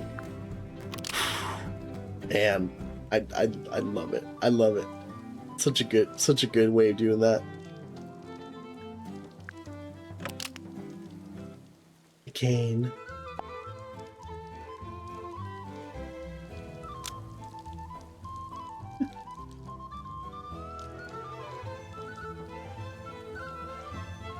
Before Cornelius Kane was called Cornelius Kane, he was called Driftwood Kane. And before Driftwood Kane was called Driftwood Kane, Godric Grip was called Driftwood Kane.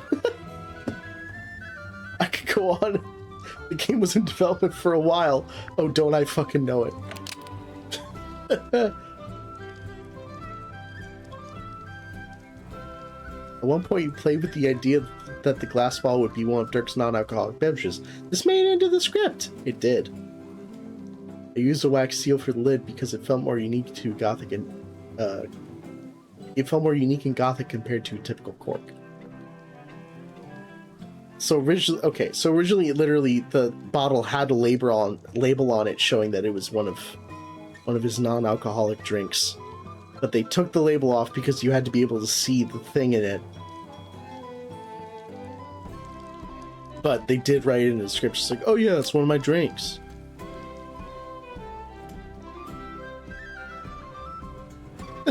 You know, I have to apologize, as there really isn't a great story reason for why Werman seals the story page in a bottle and throws it out into the ocean.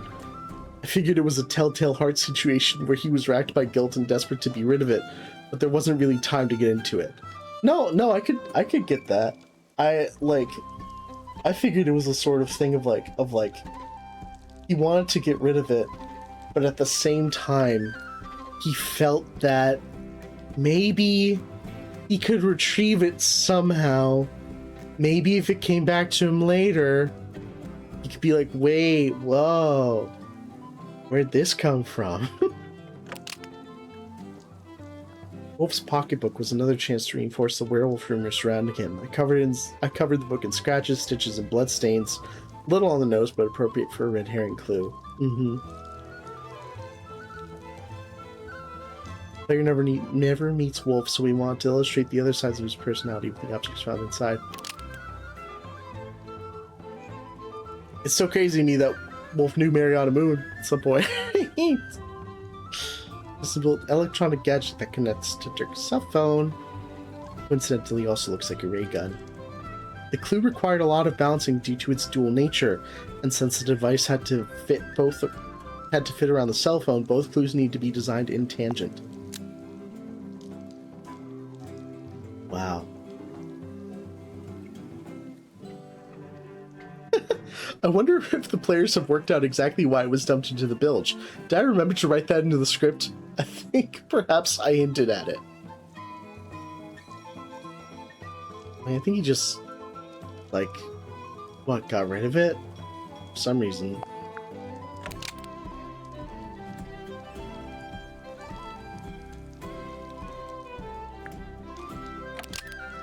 God. A pile of treasure. Which later turns out to be a hiding place for some significant objects.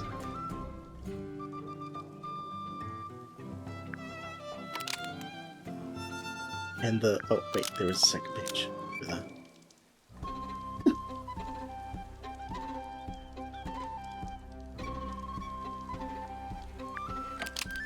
Goodness.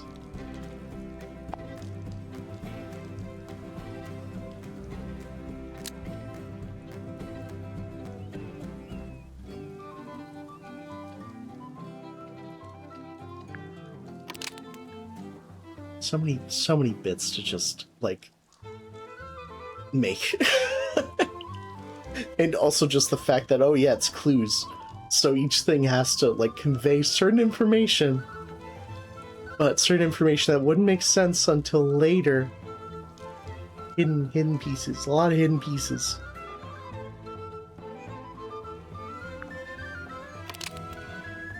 Film reel. Research water damaged film to create this degraded film reel.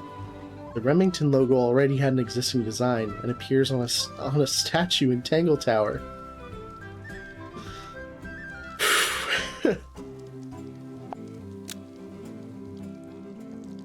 This was originally a clue in its own right, and now it just gets added to the film projector clue. As for the film itself, it depicts Lord Remington standing in what will become the lake beneath Tangle Tower. Shit, man.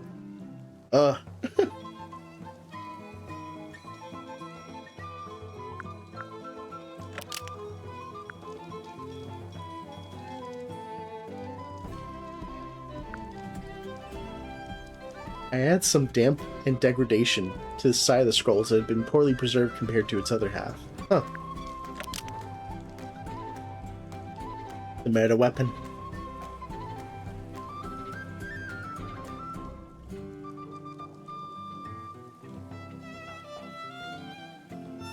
At one point, I had the wooden buoy's face feature on the key's design to suggest they were linked.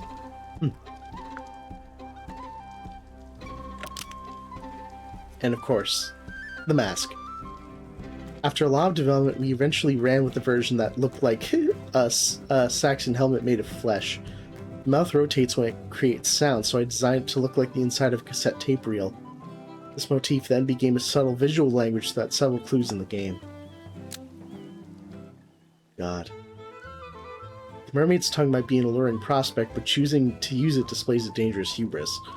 The only two people in the story who were confirmed to have used it were Felicia Stonetop and Godric Grip, although it seems that Selena Stonetop, or perhaps her father, may have also used it long ago.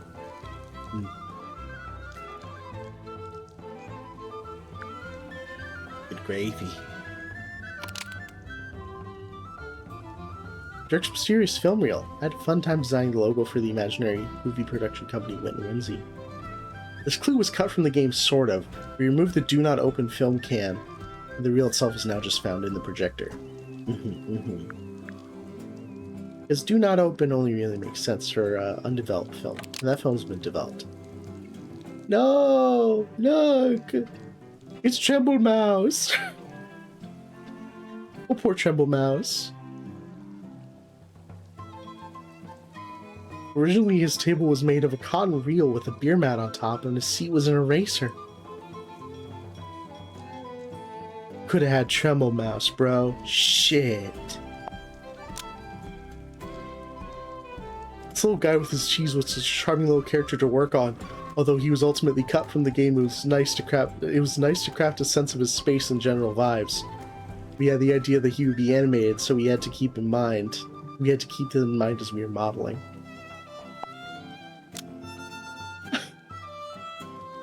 I'm sorry. Basically, there were too many clues and I had to get rid of some. Even now, there are too many clues. God, that's true. Treble Mouse was intended to illustrate Sim and Cynthia's desire to live a cozy countryside cottage, which they were doing vicariously through this mouse. Sorry, Treble Mouse. We had to cut you, otherwise this game never would have come out. This game would have come out never. And I just love the design of the damn submarine so much.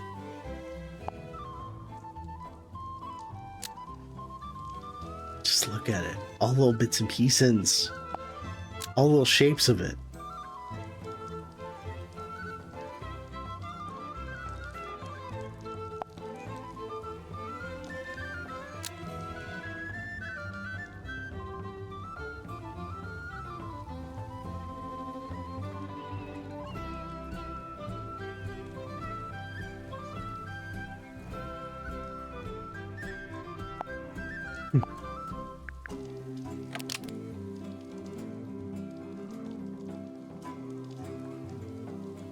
I used the rudimentary modeling skills I learned from making Crow Country to make this basic reference model for the shape of the Mortuga submarine. That's right, these people also made Crow Country. Crazy.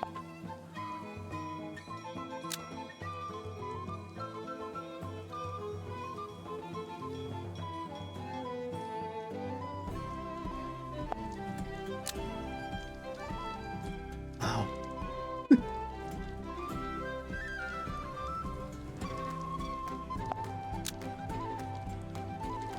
It's just a hodgepodge ass boat. I love it.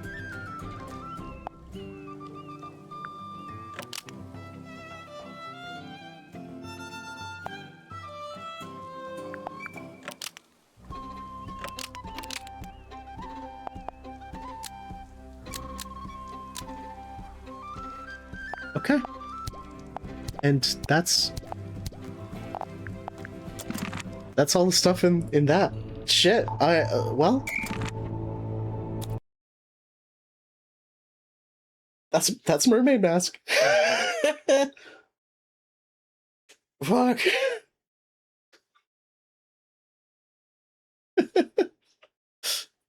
Gather all the clues but for real this time. I'm looking through my achievements now. Wait, what do you mean I only logged 90% of the achievements? 19 of 21? There were 2 achievements I didn't get?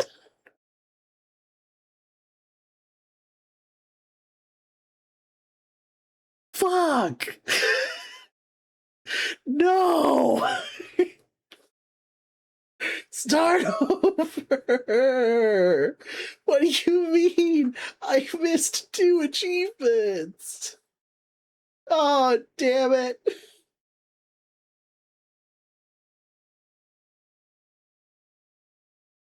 What did I miss? You're kidding me.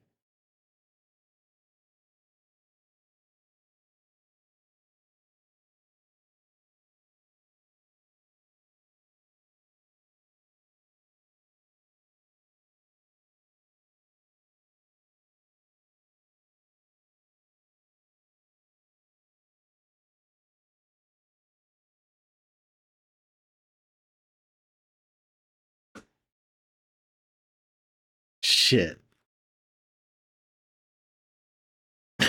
Well.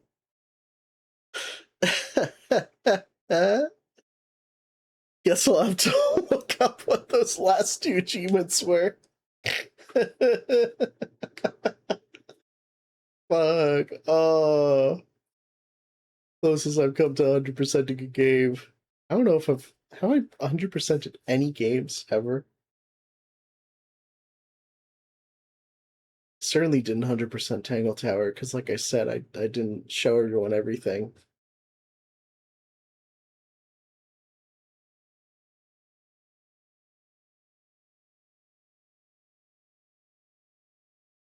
I had 9 out of 10 achievements on Tangle Tower. I was one short on that as well. That's crazy.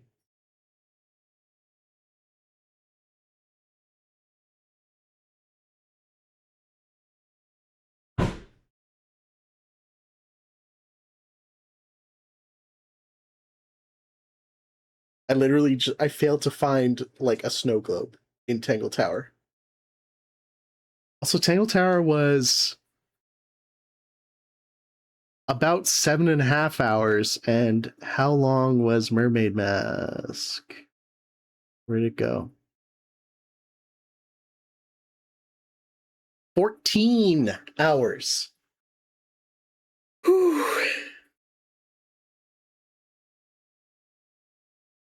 Larger game.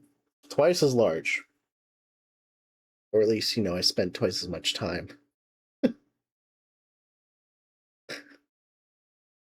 Oh my god.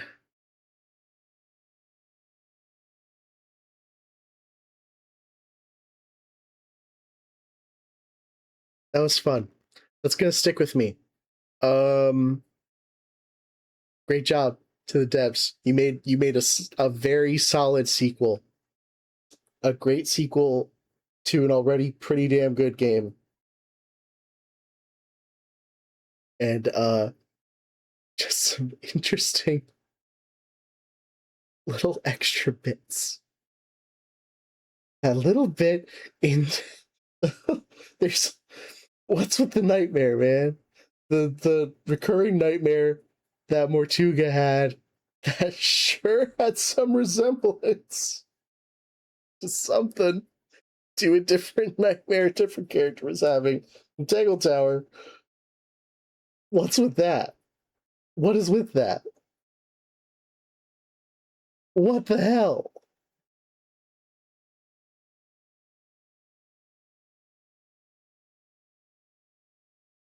There's some shit happening. Some shit beyond everything.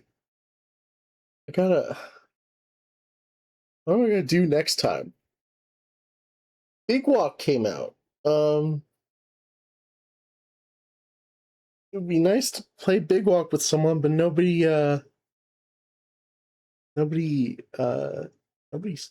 usually free to play stuff with me at 2 p.m. on a Wednesday. Though apparently, can't you play Big Walk like one player? Can you play Big Walk one player? Or does it have to be 2 and above?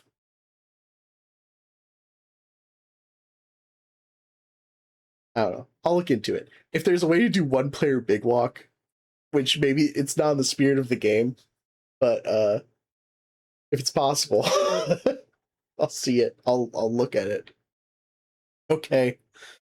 I'm getting hungry, so I have to make dinner. Thank you all so very much for watching. See you next time.